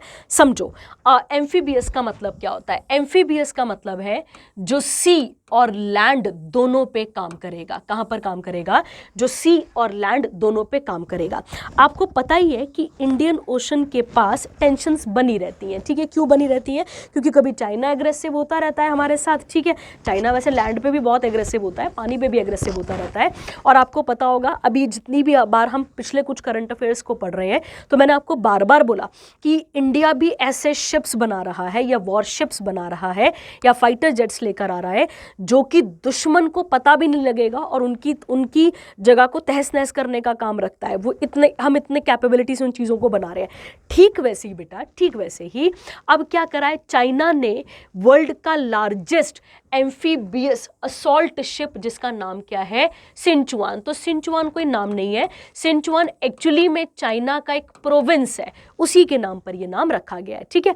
अब क्या होगा, ये बहुत बड़ा एक फ्लैट साफ शिप कह सकते हैं, जिसमें हजारों के हिसाब से फाइटर जेट शिप वगैरह आ सकते हैं और उनको फिर लॉन्च किया जा सकता है। कहता है it is equipped with an electromagnetic catapult होगा for fighter jets and enhance naval combat capabilities in distant seas, ठीक है। तो जहां आप अटैक नहीं भी कर पा रहे हैं, ठीक है, जहां आप नहीं पहुंच सकते हैं, वहां पर भी अटैक करने की क्षमता ये रखता होगा। चाइना ऑल्सो लॉन्च पहला आइस ब्रेकर शिप, जिसका नाम क्या होगा, तैन शुओ शान हाओ, ठीक है, बहुत ही खतरनाक नाम है, याद करेंगे। The only worship in operational services that employees electromagnetic aircraft launch system is the USA navy career. तो ऐसा तो नहीं है कि पहले यूएसए भी करता रहा ऐसी चीजें, पर अब किसने करी है यहाँ पे, चाइना ने, ठीक है। चाइना के प्रेसिडेंट का नाम क्या है, जिनपिंग, याद रखेंगे, कैपिटल बीजिंग और करेंसी है रेनमिनबी। तो ये आप इसके साथ देख लेंगे, ठीक है, ये याद करने वाला है। तो बेटा इंपॉर्टेंट है आपके पास ये सारे के सारे, और ये जो है वो ऐसा, अब मतलब ये लार्जेस्ट एयरक्राफ्ट कैरियर होगा बेटा, ठीक है, आप ऐसा कह सकते हैं, जिसमें पता नहीं कितने हिसाब से जहाज वगैरह सब चीज़ें आ जाएंगी, ठीक है। अगला आता है यूनेस्को। अब यूनेस्को जब भी आ जाएगा तो आपको याद है, कई बार क्लासेस में बता दिया है, 16 नवंबर 1945 हेडक्वार्टर है पेरिस, फ्रांस। और इंडिया में अभी कितनी यूनेस्को साइट्स हो चुकी हैं, तो इंडिया में 43 हो चुकी हैं। और अभी पिछले कुछ दिनों पहले न्यूज़ में चल रहा था, पिछले करंट अफेयर में हमने पढ़ा था कि जापान की एक ड्रिंक है, ड्रिंक का नाम है साके भी पढ़ते हैं इसको, सेक भी पढ़ते हैं, जिसको अभी यूनेस्को के अंदर डाला गया था, ठीक है। वैसे ही एक सॉन्ग है बच्चे, ठीक है, वैसे ही एक सॉन्ग है, और सॉन्ग का नाम आपके पास है यहाँ पे सेवदाना लिक भी कहा जाता है इसे, और इसे बाल्कन्स ब्लू भी कहा जाता है। सॉन्ग का नाम है बाल्कन्स ब्लू। इस गाने को अभी यूनेस्को की इंटेंजिबल कल्चरल साइट के अंदर डाला गया है। तो और कोई भारी बात नहीं है इसमें करने के लिए, याद रखना है आपने, इसे क्या किया गया है, अभी इसके अंदर ऐड किया गया है, ठीक है। कौन सी कंट्रीज का है ये, तो ये लिखा हुआ है बॉस्निया और हर्ज़ोगोविना, ठीक है। तो तुम याद रखो गोविंदा और जो भी याद रखो, ठीक है। अब देखो ये कंट्री कहाँ पर आती है, तो आपको याद रखना है ये साउथ ईस्टर्न यूरोप में आपको देखने को मिलती है। तो ये कंट्री कहाँ मिलती है आपको, साउथ ईस्टर्न यूरोप में। और इनका कोई इमोशनल सॉन्ग होगा, इस सॉन्ग को इसके अंदर अभी डाला गया है। तो कोई और भारी बात नहीं है इसमें करने के लिए, ठीक है। और ये पिछले अभी आपको मैंने करंट अफेयर यहाँ पर ऐड करा दिया है, ठीक है। चलिए अगला आता है अगला करंट अफेयर इंपॉर्टेंट है, ठीक है, इंपॉर्टेंट है, कैसे देखिए, कहता है शेंजन एरिया, या इसे शेंगन बॉर्डर भी कहा जाता है, या इसे शेंगन एरिया भी हम कह देते हैं। शेंगन एरिया के अंदर, अब पहले ये समझो कि शेंगन एरिया क्या है बच्चे, तो ये एक बॉर्डर फ्री एरिया है यूरोप में, जिसमें आप एक एरिया से दूसरे एरिया में फ्री मूव कर सकते हैं, सामान को लेकर जा सकते हैं, आप सर्विसेज वहाँ पर प्रोवाइड कर सकते हैं, ये सर्विसेज को ले भी सकते हैं। एग्जाम्पल देती हूँ, अगर इंडिया के आपको हिमाचल प्रदेश से कर्नाटका जाना होगा तो क्या आपको किसी वीज़ा की ज़रूरत पड़ेगी? बिल्कुल नहीं पड़ेगी। ठीक वैसे ही एक जोन है और उस जोन का नाम है शेंगन जोन। क्या नाम है बेटा इसका? Schengen zone. शेंगन जोन के अंदर अगर हम देखें तो कुछ कंट्रीज आती हैं यूरोप की, जिनमें आप विदाउट पासपोर्ट क्या कर सकते हैं, एक जगह से दूसरी जगह जा भी सकते हैं और 90 डेज के लिए आप वहां पर स्टे भी कर सकते हैं। अब बात करते हैं, समझते हैं क्या लिखा है। कहता है रोमानिया और Bulgaria have officially became the full member of European Union led Schengen free travel zone. मैंने अभी आपको यहां पर बता दिया। कहता है this will now expand the borderless area to 29 European countries whose residents can travel without passport check, ending a 13 year long wait for the 2 eastern European countries. तो ये ऐड नहीं हो रही थी और अब जाकर कहीं क्या हुई है, ये दोनों ऐड हुई हैं। बोथ कंट्रीज मेंबर हैं किसकी? यूरोपियन यूनियन की 2007 से, और इन्होंने पार्शली ज्वाइन भी करा था, याद रखना है आपने, पर अब इन्होंने प्रॉपर तरीके से ज्वाइन कर लिया है। ठीक है, अब देखिए क्या लिखा है। कहता है यहाँ पे जो शेंगन एरिया है ये वर्ल्ड का लार्जेस्ट फ्री ट्रेवल एरिया है, जिसके अंदर 25 क्या आते हैं, 25 ऑफ दी 27 यूरोपियन यूनियंस, जिसमें आयरलैंड और साइप्रस नहीं आता है, and include 4 member states of European free trade association. Ireland या पढ़ लेंगे इसके साथ का, ये इसके साथ ऐड आ जाती हैं। ठीक है, कहता है इसे कब बनाया गया था, तो आप याद रखेंगे कि एग्रीमेंट हुआ था, शेंगन एग्रीमेंट, जिसमें इन सब कंट्रीज ने मिलकर 14 जून 1985 को इस एग्रीमेंट को बनाया था। ठीक है, बुल्गारिया की कैपिटल क्या आएगी? सोफिया। रोमानिया की कैपिटल आएगी बुचारेस्ट। ठीक है, तो ये आप इसके साथ ऐड कर सकते हैं। ठीक है, चलिए, तो एक और इंपॉर्टेंट करंट अफेयर आपके पास कंप्लीट हो जाता है। ठीक है, अगला सेक्शन कौन सा वाला आता है हमारे पास यहाँ पे? अवार्ड्स एंड ऑनर्स, और इसके बारे में भी बात कर लेते हैं। ठीक है, चलिए बात करते हैं और डिटेल में समझते हैं कि क्या चीज़ें इसके अंदर बोली गई थी। ठीक है, देखिए क्या हुआ है बच्चे, ऐसा कह सकते हैं, समझते हैं। ठीक है, देखिए कहता है 12 student and 2 teachers from Dayal Singh public school Karnal Haryana इन्हें नेशनल एरोनॉटिक्स स्पेस एडमिनिस्ट्रेशन के, ठीक है ध्यान देना, के इंटरनेशनल एस्ट्रोनॉमिकल सर्च कोलैबोरेशन के अंदर इन्हें ऑनर दिया गया है। क्यों ऑनर दिया गया है? क्योंकि नासा ने एक अर्थ का एक पूरा पैरामीटर इनको प्रोवाइड करा था, जिसमें इनको सर्च करना था किसके बारे में? एस्टेरॉयड बेल्ट्स के बारे में। ठीक है, तो इन्होंने एस्टेरॉयड, जो मेन बेल्ट एस्टेरॉयड है, जिसमें कौन सा वाला आता है आपके पास? TD40, found using data from pan stars telescope. अब इसकी मदद से इन्होंने सर्च करा है, operated by institute for astronomy at the university of हवाई US। ठीक है, तो दीक्षा जो है वो कौन सी स्टूडेंट है? तो 11वीं की स्टूडेंट है, और उनकी टीम का नाम है Aryabhatta, consisting of 11 kids under the guidance of principal Sushma Devgan and doctor Kaveri Chauhan. इनको ये सर्टिफिकेट दिया गया है। क्यों? क्योंकि उन्होंने डिस्कवर करा है और रजिस्टर करा है 11 नियर अर्थ ऑब्जेक्ट्स को। ठीक है, तो ये आप यहाँ पर याद रखेंगे। The students spent 2 years working with expert guidance and using free online software. और ये बताया गया उस लड़की के द्वारा, इंटरव्यू में भी बताया गया कि इनकी टीचर्स, इनके स्कूल वालों ने बहुत मदद करी है इस प्रकार के प्रोग्राम को और आगे पढ़ने में और इसको आगे रिसर्च करने में। ठीक है, तो ये आप इसके साथ ऐड यहाँ पर कर लेंगे। ठीक है, हो गया आपके पास एक और इंपॉर्टेंट करंट अफेयर। ठीक है, चलिए आगे बढ़ते हैं। अगला आता है national sports award double triple star mark. ठीक है, ये मोस्ट इंपॉर्टेंट अब क्वेश्चन रहने वाला है आपके पास। इससे क्वेश्चन हमेशा रहेंगे, अब कुछ मतलब इस साल तो रहेंगे ही, तो आप ध्यान रखेंगे और एक एक चीज़ को हम यहाँ पर पढ़ते हैं। ठीक है, देखिए कहता है मिनिस्ट्री ऑफ यूथ अफेयर किसके पास है बच्चे? तो ये आती है मनसुख मंडविया के पास। ठीक है, किसके पास आती है? मनसुख मंडविया के पास आ जाती है ये वाली मंत्रालय। इन्होंने अनाउंस करा है रेसिपिएंट्स को किसके? National sports award awards 2024। और कितने स्पोर्ट्स पर्सन को मिलेगा ये? 47, जिसमें से कोचेस, एंटिटीज़, यूनिवर्सिटीज़, और कितनी कैटेगरीज़ के अंदर है बेटा? तो आप याद रखेंगे आप इसके अंदर कितनी कैटेगरीज़ के अंदर है, तो 6 कैटेगरीज़ यहाँ पर मेंशन की गई है। ठीक है, कहता है the awards were recommended by the selection committee headed by justice, ये वही सुब्रमण्यम है, अगर आपको याद हो तो, जिनको अभी अभी NHRC के अंदर आप पढ़ कर आ रहे हैं। ठीक है, अब आता है किस किस को कौन कौन सा अवार्ड दिया गया है। ठीक है, गौर करना और गौर से समझना। देखिए, पहला सबसे पहले हाईएस्ट स्पोर्ट्स ऑनर कौन सा होता है आपके पास? मेजर ध्यानचंद खेल रत्न अवार्ड, हॉकी के विजार्ड, याद होगा आप सबको, और इनकी याद में हम नेशनल स्पोर्ट्स डे भी बनाते हैं, याद रखेंगे आप। Olympic medallist Manu Bhaker shooting के लिए, हरमनप्रीत सिंह कौन सा वाला? हॉकी, और chess world championship Gukesh D, और पैरा एथलीट प्रवीण कुमार, इनको किसका रेसिपिएंट चुना गया है? मेजर ध्यानचंद खेल रत्न अवार्ड का। ठीक है, ये आपने याद रखना है। कहता है ये हाईएस्ट स्पोर्टिंग ऑनर है इंडिया का, और ये किनको दिया जाता है? उन लोगों को जिन्होंने स्पोर्ट्स की फील्ड में पिछले 4 सालों पे बहुत ही एक्सेप्शनल और बहुत ही आउटस्टैंडिंग काम परफॉर्मेंस दी होगी। क्लियर हो गया? इसका पुराना नाम था राजीव गांधी खेल रत्न अवार्ड, बता चुकी हूं आपको, और अगस्त 2021 में इसका नाम मोदी सरकार ने चेंज करके क्या रखा था? मेजर ध्यानचंद खेल रत्न अवार्ड। ठीक है, इसमें एक मेडल मिलेगा, एक सर्टिफिकेट मिलेगा, और कैश प्राइज मिलेगा सबको। कितना? 25 लाख रुपए, ये आप यहां पर याद रखेंगे। ठीक है, क्लियर हो गया? अगला, अगर पूछा जाए कि पहला विनर कौन था इसका, तो आप याद रखेंगे चेस ग्रैंड मास्टर, क्या नाम है इनका?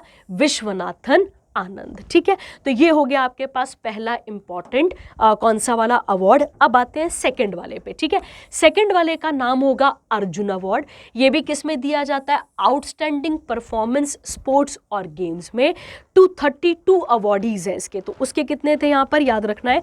उसके थे 47, और इसके कितने आते हैं आपके पास यहाँ पर? तो इसके कितने हैं? 32। कहता है Arjuna award was the highest sporting honour of India before the introduction of, अब पहले तो ये नहीं इंट्रोड्यूस हुआ था, इससे पहले की बात हो रही है। ठीक है, कहता है इसके अंदर एक ब्रॉन्ज का स्टैच्यूट मिलता है आपको अर्जुन का, उसके बाद सर्टिफिकेट, फिर उसके बाद ड्रेस, और उसके बाद कैश मिलता है। कितना आपको? 15 लाख रुपए का। ठीक है, किस किस को मिल रहा है? ये क्लियर हो गया आपके पास? अगला कहता है अब तीसरी कैटेगरी समझो, अर्जुन अवार्ड लाइफ टाइम भी है। अगर तुम्हें याद होगा तो एक नाम बदल के रखा गया था, नाम ये था कि पहले इसका नाम था major Dhyan Chand lifetime achievement award.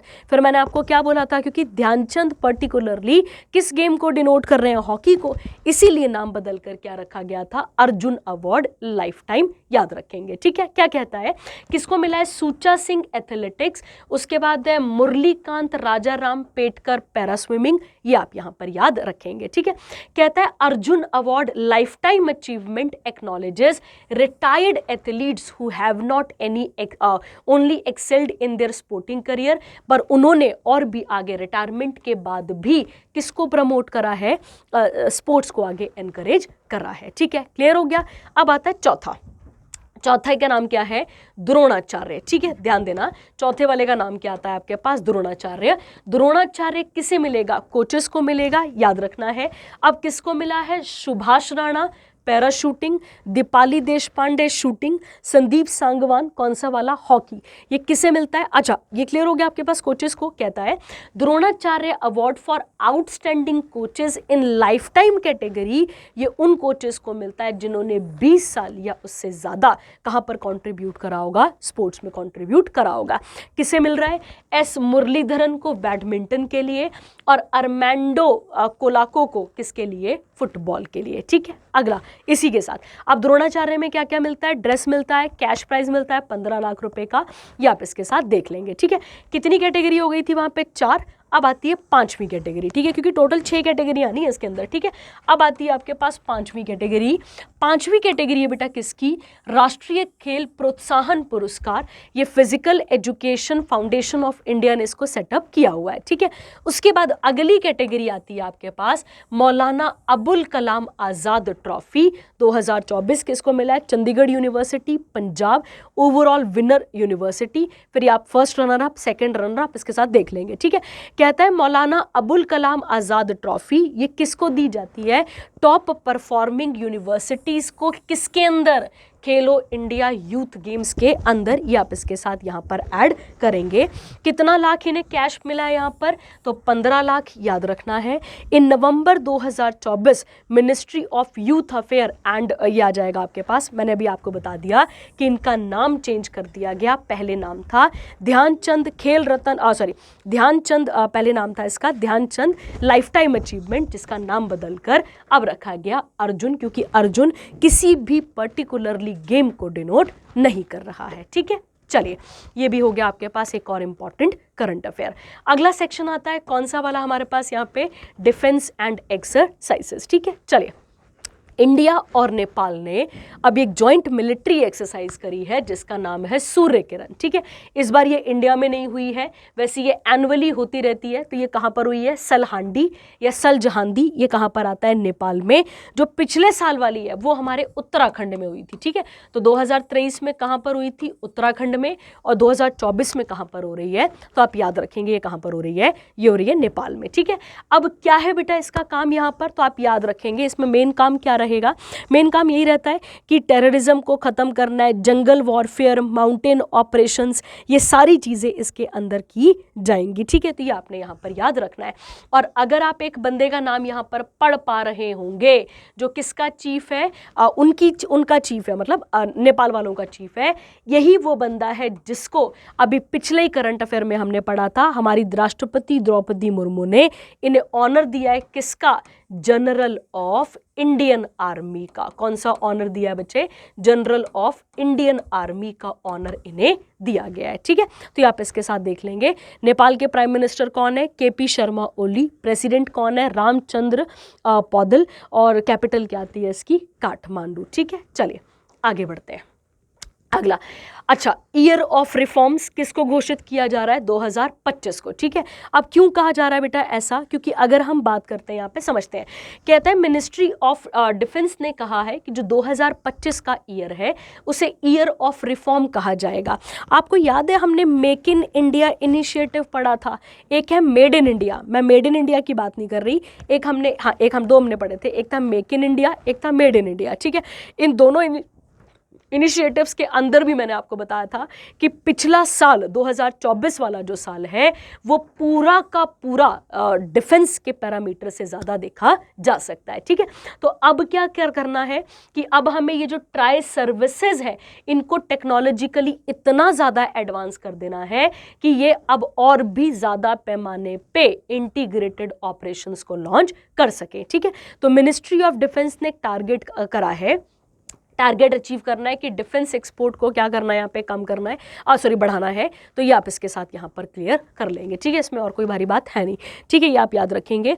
और उसके अलावा हाँ, इसके साथ आप यहाँ पर ऐड कर सकते हैं, ठीक है। चलिए अगला सेक्शन देखते हैं, और अगला सेक्शन किसके बारे में बात करता है, इसके बारे में भी यहाँ पर समझ लेते हैं, ठीक है। चलिए आइए, अगला सेक्शन है कौन सा, रिपोर्ट्स एंड रैंकिंग्स वाला, ठीक है। आइए, कहता है बच्चे यहाँ पे readiness for a rapidly ageing society index. देखो अगर मान लेते हैं यहाँ पर एजिंग का मतलब है कि जो हमारे यहाँ सीनियर सिटीजन्स हैं उनकी तादाद बढ़ जाएगी, ठीक है। अब पढ़ते हैं क्या लिखा है, कहता है according to study published in an indexed medical journal, क्या नाम है रिपोर्ट का, Nature Aging, India ranked 123rd position among the 143 countries, accounting 95.4% of the world's population worldwide in terms of readiness to tackle the challenges posed by an aging population. अगर ageing population बढ़ गई, ठीक है, तो by default ये किसके ऊपर burden बन जाएगी, मतलब अगर हम बुजुर्ग होंगे तो हम किसी के ऊपर तो बर्डन जाएंगे ना, तो बाय डिफॉल्ट हम बर्डन बनते जाएंगे। ये इस सेंस में इसको यहाँ पर बोला गया है। तो Switzerland has secure first position, जिसका हाईएस्ट स्कोर है, याद रखना है। उसके बाद नॉर्वे और डेनमार्क आते हैं। Currently India is the youngest country in the world, जिसमें 50% जो जनसंख्या है वो below the age group of 25 है, और मोर देन 65 किसके नीचे हैं, अभी 35 के नीचे हैं। रवांडा का रैंक सबसे लोवेस्ट मतलब बुरा है, 143rd है, याद रखना है आपने। और उसके अलावा टोगो, फिर अफगानिस्तान, बेनिन और मलावी ये इसके साथ ऐड किए जाते हैं, ठीक है।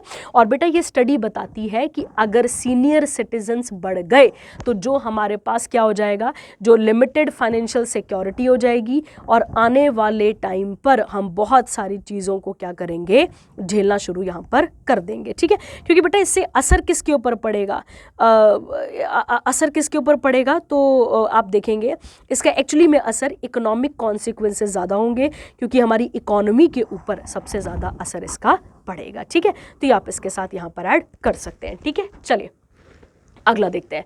अगला आता है हाँ, अब क्या है बेटा, देखो जैसे जैसे इन्फ्लेशन है, ठीक है, अब समझो ये एक और इंडेक्स आ गया आपके पास। इन्फ्लेशन की बात करते हैं। क्या होता है इन्फ्लेशन, जब किसी भी कमोडिटी के प्राइस में क्या होता जाता है, राइज होता जाता है, तो उसे आप क्या कहते हैं, इन्फ्लेशन।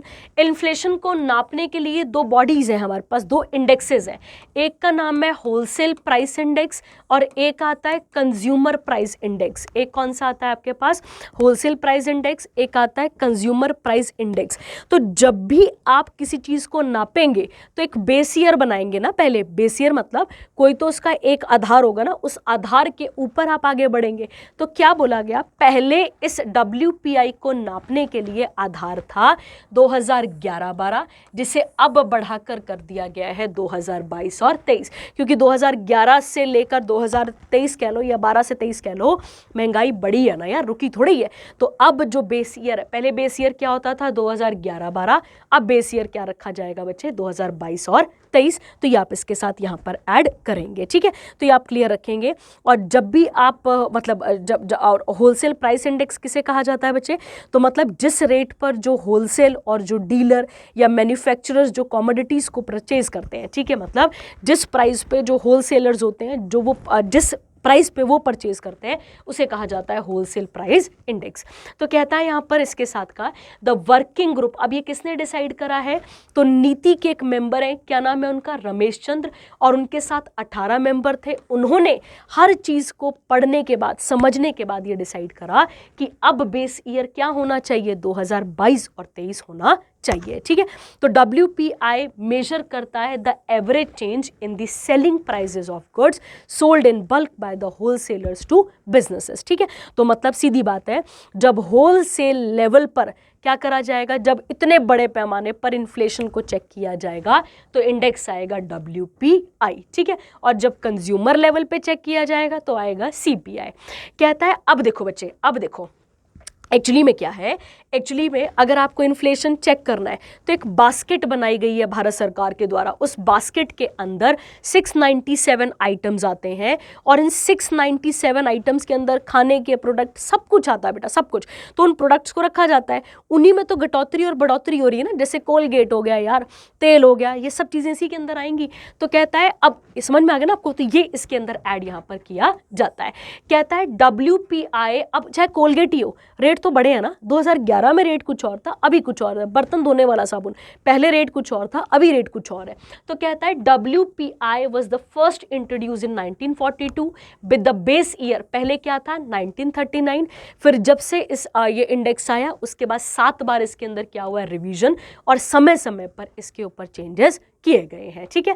कहता है प्रोड्यूसर प्राइस इंडेक्स क्या होता है, तो कहता है PPI is a measure of the average change over time in the selling prices received by domestic producers for their output including prices at various stages of production from raw material से लेकर finished good। तो जो सामान बनने से लेकर raw material से लेकर finished good तक में जो भी पैसा लगा वो PPI के अंदर आ जाता है, ठीक है। और अब इसको कौन अडॉप्ट कर रहा है, तो G20 जो कंट्रीज़ हैं वो अब इसे यहाँ पर अडॉप्ट कर रही हैं। तो आपको मैंने याद कराया हुआ है, गुरुजी नमोनिक याद करो, गुरुजी सीता अब SSC FCI में क्या हो गई है, सिलेक्ट हो गई है। तो मैंने आपको बोला था सिलेक्ट हो गई से कुछ नहीं है, और याद रखना है इसके अलावा यहाँ से मैंने आपको कंट्रीज बताई थी, ठीक है, तो आप ऐड कर लेंगे। चलिए अगला सेक्शन कौन सा आता है आपके पास, यहाँ पे साइंस एंड टेक का सेक्शन आता है, ठीक है। चलिए बात करते हैं। कहता है बच्चे यहाँ पे framework on ethical use of AI in financial sector, ठीक है। तो अब RBI ने क्या कहा है, ध्यान देते हैं। RBI कह रहा है बच्चे, RBI announced that it has constituted एक 8 मेंबर की कमेटी बनाई है जिसमें रिस्पॉन्सिबल लोगों को बैठाया जा रहा है, जिसमें AI को इंट्रोड्यूस करने की बात की जा रही है, किसके अंदर, फाइनेंशियल सेक्टर के अंदर। इस कमेटी को चेयर कौन करेंगे, पुष्पक भट्टाचार्य, कोई भारी बात नहीं है।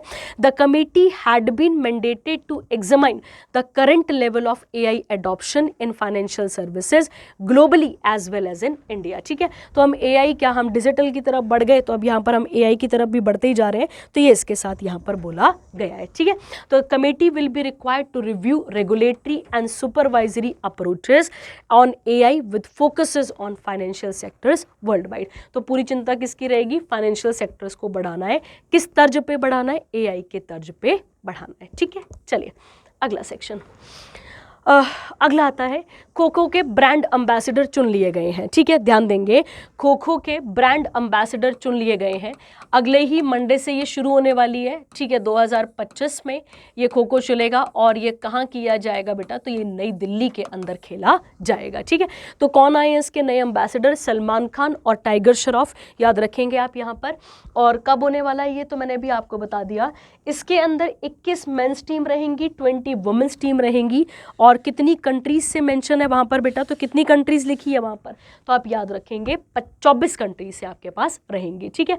और इसकी टैगलाइन क्या रहेगी, वर्ल्ड गोज खो खो, तो आप ये यहाँ पर याद रखेंगे, ठीक है। इसमें और कुछ नहीं ऐड करने वाला अभी के लिए, जब ये होगा फिर इसके साथ ऐड होगा, ठीक है। अगला इंटरनेशनल शूटिंग फेडरेशन, अगर आप बात करते हैं, मैं आपको कई बार बता चुकी हूँ, 1907 में ये बना था, हेडक्वार्टर है इसका म्यूनिक जर्मनी में आ जाता है इसका हेडक्वार्टर आपके पास। और क्या बोला गया है, इंडिया होस्ट करेगा ISSF कौन सा वाला, जूनियर वर्ल्ड कप 2025, किसके साथ मिलके, national rifle association of India के साथ मिलकर, जिसमें 3 कैटेगरीज बताई गई हैं, राइफल, पिस्टल और शॉटगन, ये आपने याद रखना है। जूनियर वर्ल्ड कप कंपटीशन के अंदर दोनों इवेंट्स होंगे, चाहे फिर वो ओलंपिक के हों, चाहे फिर वो क्या हों, नॉन ओलंपिक हों, तो और इसमें और कुछ करने की आपको जरूरत नहीं है, ठीक है। चलिए अगला आता है वुमेन्स कबड्डी वर्ल्ड कप 2025, कहाँ पर होने वाला है ये, तो पहला क्वेश्चन मार्च में होगा, कहाँ पर होगा, राजगीर स्पोर्ट्स एकेडमी है, और ये कहाँ पर आती है बच्चे, बिहार में, ये याद रखेंगे। कहता है ये जो एडिशन है इसमें 14 कंट्रीज पार्टिसिपेट करेंगी, जिसमें India, China, Japan, south Korea, Nepal, Pakistan, Iran, Indonesia, Sri Lanka, ये आप इसके साथ देख लेंगे, ये सब यहाँ पर आप यहाँ पर देख लेंगे, ठीक है। अच्छा एक और बात, क्या बिहार पहली बार इसे होस्ट करने जा रहा है, बिल्कुल नहीं, बिहार इसे सेकेंड टाइम होस्ट करने जा रहा है, याद रखेंगे आप।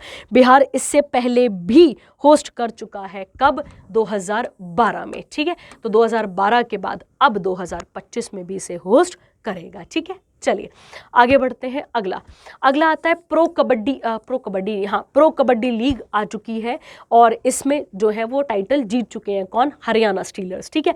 तो हरियाणा के जो स्टीलर्स हैं उन्होंने जीत पाली है, किसको हराने के बाद, पटना के पायरेट्स को हराने के बाद। और कितनी विक्ट्री है, तो 32 उनके हैं, 23 इनकी आ गई आपके पास।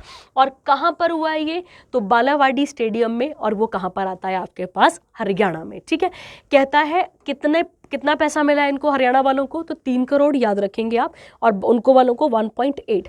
Iranian player of Haryana stealers, क्या नाम है इनका, मोहम्मद रेजा शदलुई, ये यहाँ पर जीत चुके हैं, और ये मोस्ट वैल्यूएबल प्लेयर बने हैं सीजन 11 के, और बेस्ट डिफेंडर बने हैं किसके, सीजन 11 के, ठीक है। ये सीजन 11 था, याद रखना, मुंबई महाराष्ट्र में हो रहा था। The coach of Haryana stealer, क्या नाम है इनका, मनप्रीत सिंह, इनको super coach of the season 11 का अवार्ड से नवाजा गया है, ठीक है। चलिए, और उसके अलावा अगर हम बात करते हैं किसके बारे में, प्रो कबड्डी लीग के बारे में, तो इसका प्रो कबड्डी लीग जो है वो एक्चुअली में ऐसी लीग है जो मेन से बिल्कुल ही मेंस से डील करती है, ठीक है। अगला अगला आता है king Cup international badminton open. अब ध्यान देना, ऐसी क्वेश्चन बन जाएगा, king cup is associated with, तो इंटरनेशनल बैडमिंटन के साथ ये एसोसिएटेड है। कहता है डेनमार्क के बैडमिंटन प्लेयर, क्या नाम है इनका, Anders Antonsen, claimed the inaugural King Cup international badminton open. किसे हराया इन्होंने, चाइना को, याद रखना है। और कहां पर हराया, इन्हीं की जगह पर हराया है, रिपब्लिक ऑफ चाइना में, ठीक है। और कितने मॉनेटरी अमाउंट मिला है, तो 1.1 मिलियन। अभी हमने पीछे ही पढ़ा कि ये चाइना की करेंसी है, क्या नाम है इसका, रेनमिनबी, तो आप याद रखेंगे। इंडिया के एस बैडमिंटन प्लेयर लक्ष्य सेन का रैंक क्या है यहाँ पे, 3rd पोजीशन, और उन्होंने किसे हराया है, तो आप याद रखेंगे फ्रांस के एलेक्स लेनियर को यहाँ पर हराया है, ठीक है। कहता है it featured only men's single event, जिसमें कितने पार्टिसिपेशन कितने प्लेयर्स होते हैं, 8, तो आप याद रखेंगे, ठीक है। उसके अलावा कौन सी बॉडी इसे देख रही है, तो बैडमिंटन वर्ल्ड फेडरेशन, याद रखना है आपने, जिसकी स्थापना 5 जुलाई 1934 को हुई थी, और इसके हेडक्वार्टर कुआलालंपुर में आपको देखने को मिल जाते हैं। कुआलालंपुर मलेशिया में आ जाएगा, याद रखेंगे, ठीक है। कहता है लक्ष्य Sen farmer world junior number 1 badminton player, इन्हें गोल्ड मेडल भी मिल चुका है 2022 के कॉमनवेल्थ गेम्स में, कहाँ पर, बिरमिंघम में, और 2018 में इन्हें एशिया का जूनियर चैंपियनशिप भी मिल चुका है। और ये मेंस सिंगल के सेमीफाइनल तक पहुंच चुके थे, किसमें, पेरिस ओलंपिक्स 2024 में, ठीक है। तो ये आप इसके साथ यहाँ पर ऐड रख लेंगे, ठीक है। चलिए आगे बढ़ते हैं इसके साथ। अच्छा, बैडमिंटन से कौन कौन से कप्स आते हैं, मैंने आपको पहले भी कई बार बताए हुए हैं। एक आता है आपके पास थॉमस कप, एक आपने किंग पढ़ लिया, एक आप याद रखेंगे उबर कप, एक आता है लेडी रतन टाटा, ये आप इसके साथ ऐड कर लेंगे, ठीक है। चलिए आगे बढ़ते हैं, अगला देखते हैं। अगला आता है world boxing form new Asian body, ठीक है। ध्यान देंगे इस पे, और ध्यान से इसको भी यहाँ पर समझ लेते हैं कि क्या इसके अंदर बोला गया है, ठीक है। फिर ये हमारे पास एक और सेक्शन यहाँ पर कंप्लीट हो जाएगा, ठीक है। आइए बात करते हैं यहाँ पे, एशिया ने बेटा क्या कर लिया है, एशिया ने एक्चुअली में वर्ल्ड बॉक्सिंग, जिसका एक और नाम क्या आता है, AIBA, इसको यहाँ पर ज्वाइन कर लिया है।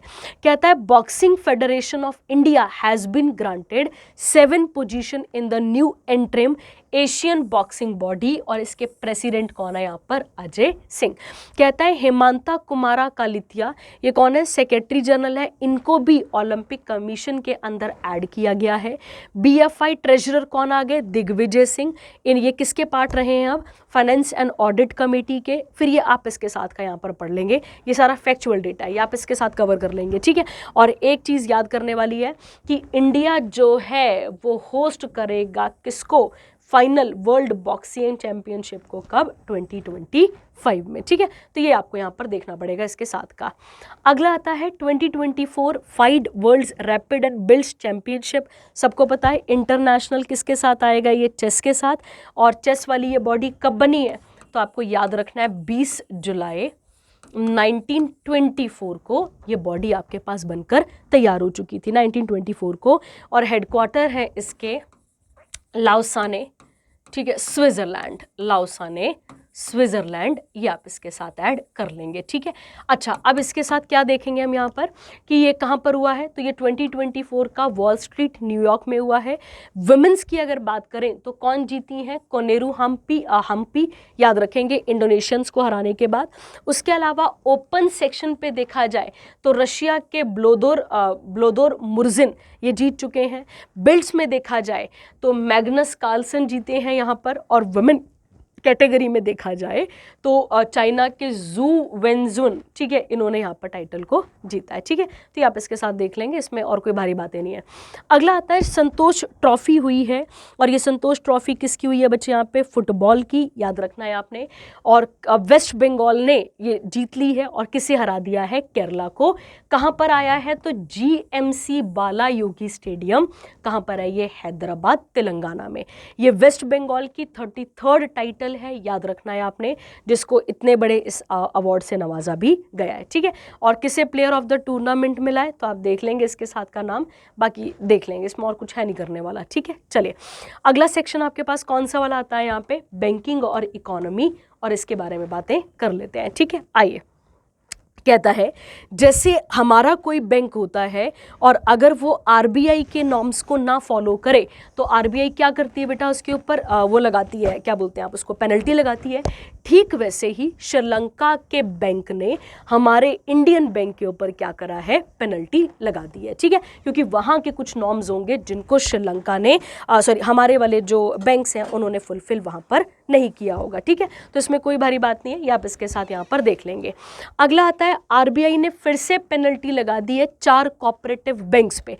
तो जो 4 कोऑपरेटिव बैंक्स हैं उन्होंने आरबीआई के बहुत सारे नॉर्म्स को नहीं फुलफिल किया होगा, ये आप इसके साथ यहाँ पे देख लेंगे, क्योंकि किस किस को क्या क्या किया है ये आप ऐड कर लेंगे, ठीक है। चलिए अगला कौन सा आता है बेटा, अगला आता है आपके पास यहाँ पे जनवरी 1, 2025 से अगर ऐसा कोई भी मतलब आरबीआई कह रही है कि ऐसा आरबीआई ने एक नई गाइडलाइंस को पेश करा है जो 1 जनवरी 2025 से आपके पास आ जाएंगी, जिसमें बोला गया है कि 3 प्रकार के बैंक अकाउंट्स को अब बंद करने की बात की जा रही है।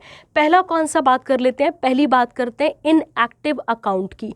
मतलब अगर किसी भी बैंक में 1 साल से किसी भी प्रकार की कोई भी ट्रांजैक्शन नहीं हुई है तो आप उसको क्या बोलेंगे यहाँ पे, इनएक्टिव अकाउंट, मतलब 1 साल से कोई ट्रांजैक्शन ही नहीं है।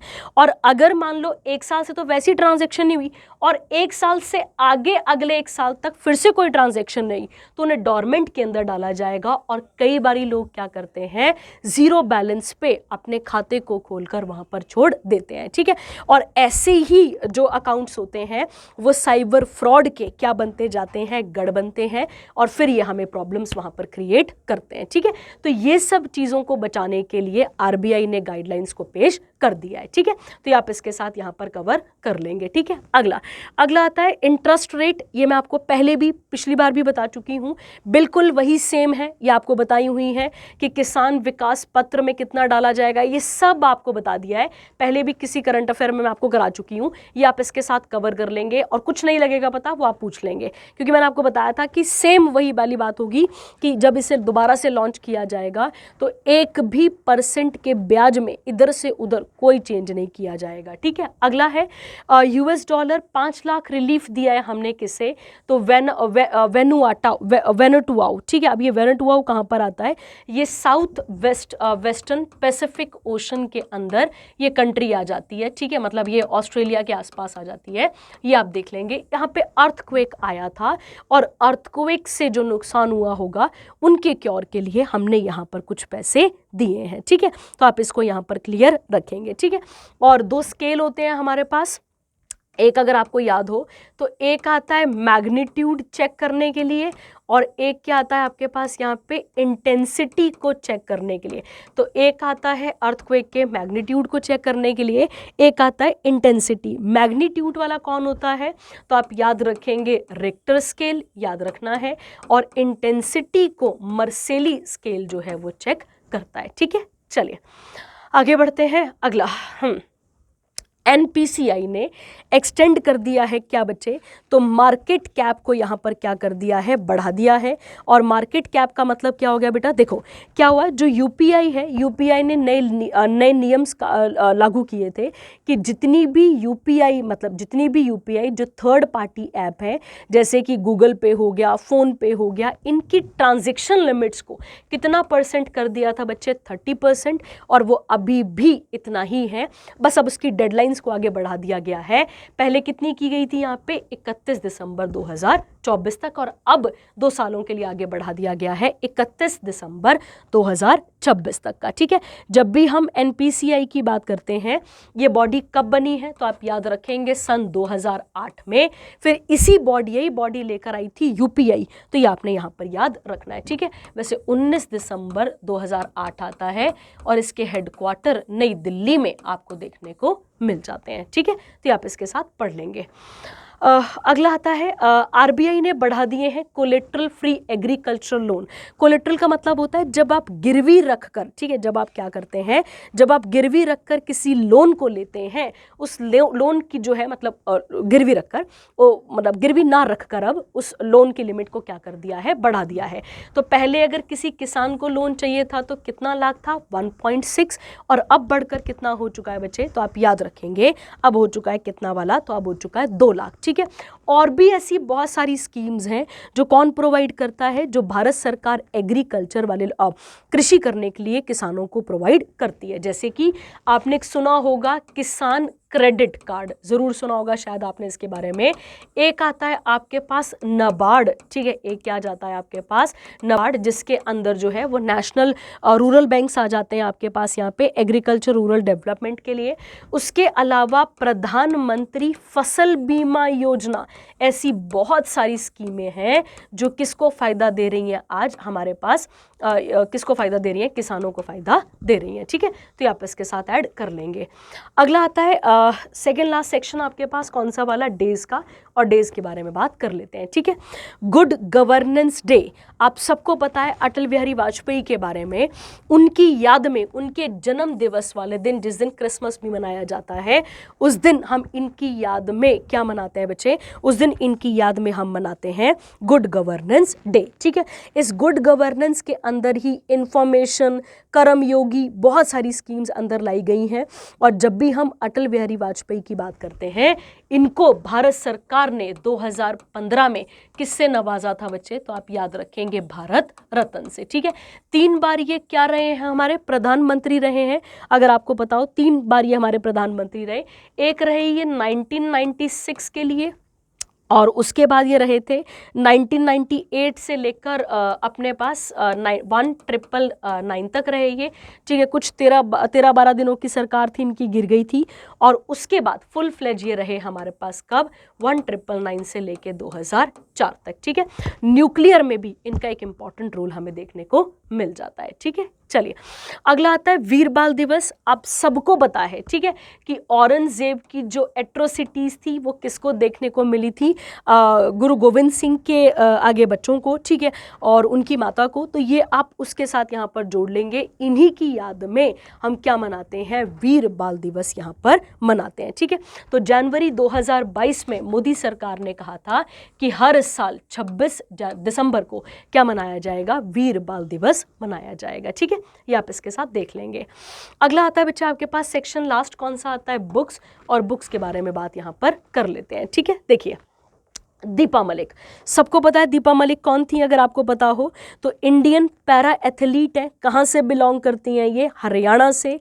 और ये पहली इंडियन वुमेन थी जिन्होंने पैरा ओलंपिक्स में क्या करा था, हमारे लिए मेडल लेकर आई थी। लिखा हुआ है वहाँ पे रियो में, और ये कब हुआ था, 2016 की बात यहाँ पर की जा रही है। ठीक है, अगर हम इनकी बात करें बेटा, तो इन्होंने एक अपनी कह सकते हैं आप यहाँ पे ऑटोबायोग्राफी तो नहीं कहेंगे इसको, इन्होंने अपनी बुक लिखी है और मेमोयर लिखा है, मतलब बायोग्राफी लिखी है, जिसका नाम है bring it on, the incredible story of my life, a memoir of Deepa Malik, India's first female Paralympic medallist. और याद रखना है किसने इसे पब्लिश करा है, तो हार्पर कॉलिंस पब्लिशर, ये तो नहीं पूछता कभी भी। दीपा मलिक ने इतिहास रचा था क्योंकि वो पहली female Paralympic medallist winner थी, याद रखना है। और क्या लेकर आई थी, सिल्वर लेकर आई थी, याद रखना है आपने, ये इसके साथ क्लियर रखेंगे। ठीक है, अगला आता है अभिजीत बैनर्जी। अगर आपको याद होगा बेटा, तो ये वही व्यक्ति हैं जिन्हें 2019 में नोबेल प्राइज मिल चुका है। किस फील्ड में, इकोनॉमिक्स की फील्ड में। इनको प्लस इनकी पत्नी का नाम था एस्थर डफलो, और एक इनके फ्रेंड भी थे, जिन तीनों लोगों ने मिलकर किसके ऊपर काम किया था, पॉवर्टी को हटाने का और इकोनॉमिक डेवलपमेंट पे काम करा था। इनकी अब एक बुक आई है और बुक का नाम है चाणूक on food economics and society. ठीक है, तो कोई भारी बात नहीं है, ये आप इसके साथ यहाँ पर ऐड कर लेंगे। ठीक है, और जब भी हम बात करते हैं नोबेल प्राइज की, इकोनॉमिक्स की फील्ड में सबसे पहले नोबेल प्राइज किसे मिला था, तो अमर्त्य सेन थे, याद रखना है आपने, जिन्हें 1998 में क्या दिया गया था, नोबेल प्राइज दिया गया था इकोनॉमिक्स में। और दूसरे कौन थे, तो दूसरे थे अभिजीत बैनर्जी। ठीक है, चलिए अगला आता है सैयद किरमानी रिलीजेस ऑटोबायोग्राफी। आपको पता होगा बेटा कि एक मैच हुआ था, ठीक है, 25 जून 1983 को, 25 जून 1983 को, जिसके ऊपर एक मूवी भी बनी है 83, अगर आपको याद होगा, ठीक है। इंडिया ने वर्ल्ड कप जीता था। फाइनल मैच किसके बीच में हुआ था? इंडिया और वेस्ट इंडीज के बीच में। और कहाँ हुआ था? तो वो नाम था आपके पास लॉर्ड्स स्टेडियम, याद रखना है, जिसके ऊपर मूवी बनी है, दिखाया ना, कपिल शर्मा नहीं यार, कपिल देव वगैरह सब बताए गए हैं वहाँ पर, वो आप इसके साथ देख लेंगे, ठीक है। तो इनकी ऑटोबायोग्राफी का नाम आता है आपके पास stumped life behind and beyond the 22 yards, ठीक है। तो ये आप इसके साथ यहाँ पर कवर कर लेंगे, ठीक है। तो इन्होंने बताया है कि एक नॉर्मल सा लड़का जो कभी बेंगलुरु में जन्म लेता है और किस प्रकार वो आगे तक वहाँ तक पहुंचता है, ठीक है। चलिए, तो आई होप आपको यहाँ तक चीज़ें क्लियर हो गई होंगी। मैंने कुछ न्यूज़ेस आपको इसलिए नहीं बताई हैं क्योंकि आपने वो पहले पढ़ी हुई हैं, तो आई होप आप अपनी पुरानी शीटों को निकालेंगे, देखेंगे एक बारी तसल्ली से, और फिर कोई डाउट रहेगा वो आप पूछेंगे, ठीक है। Thank you, have a nice day.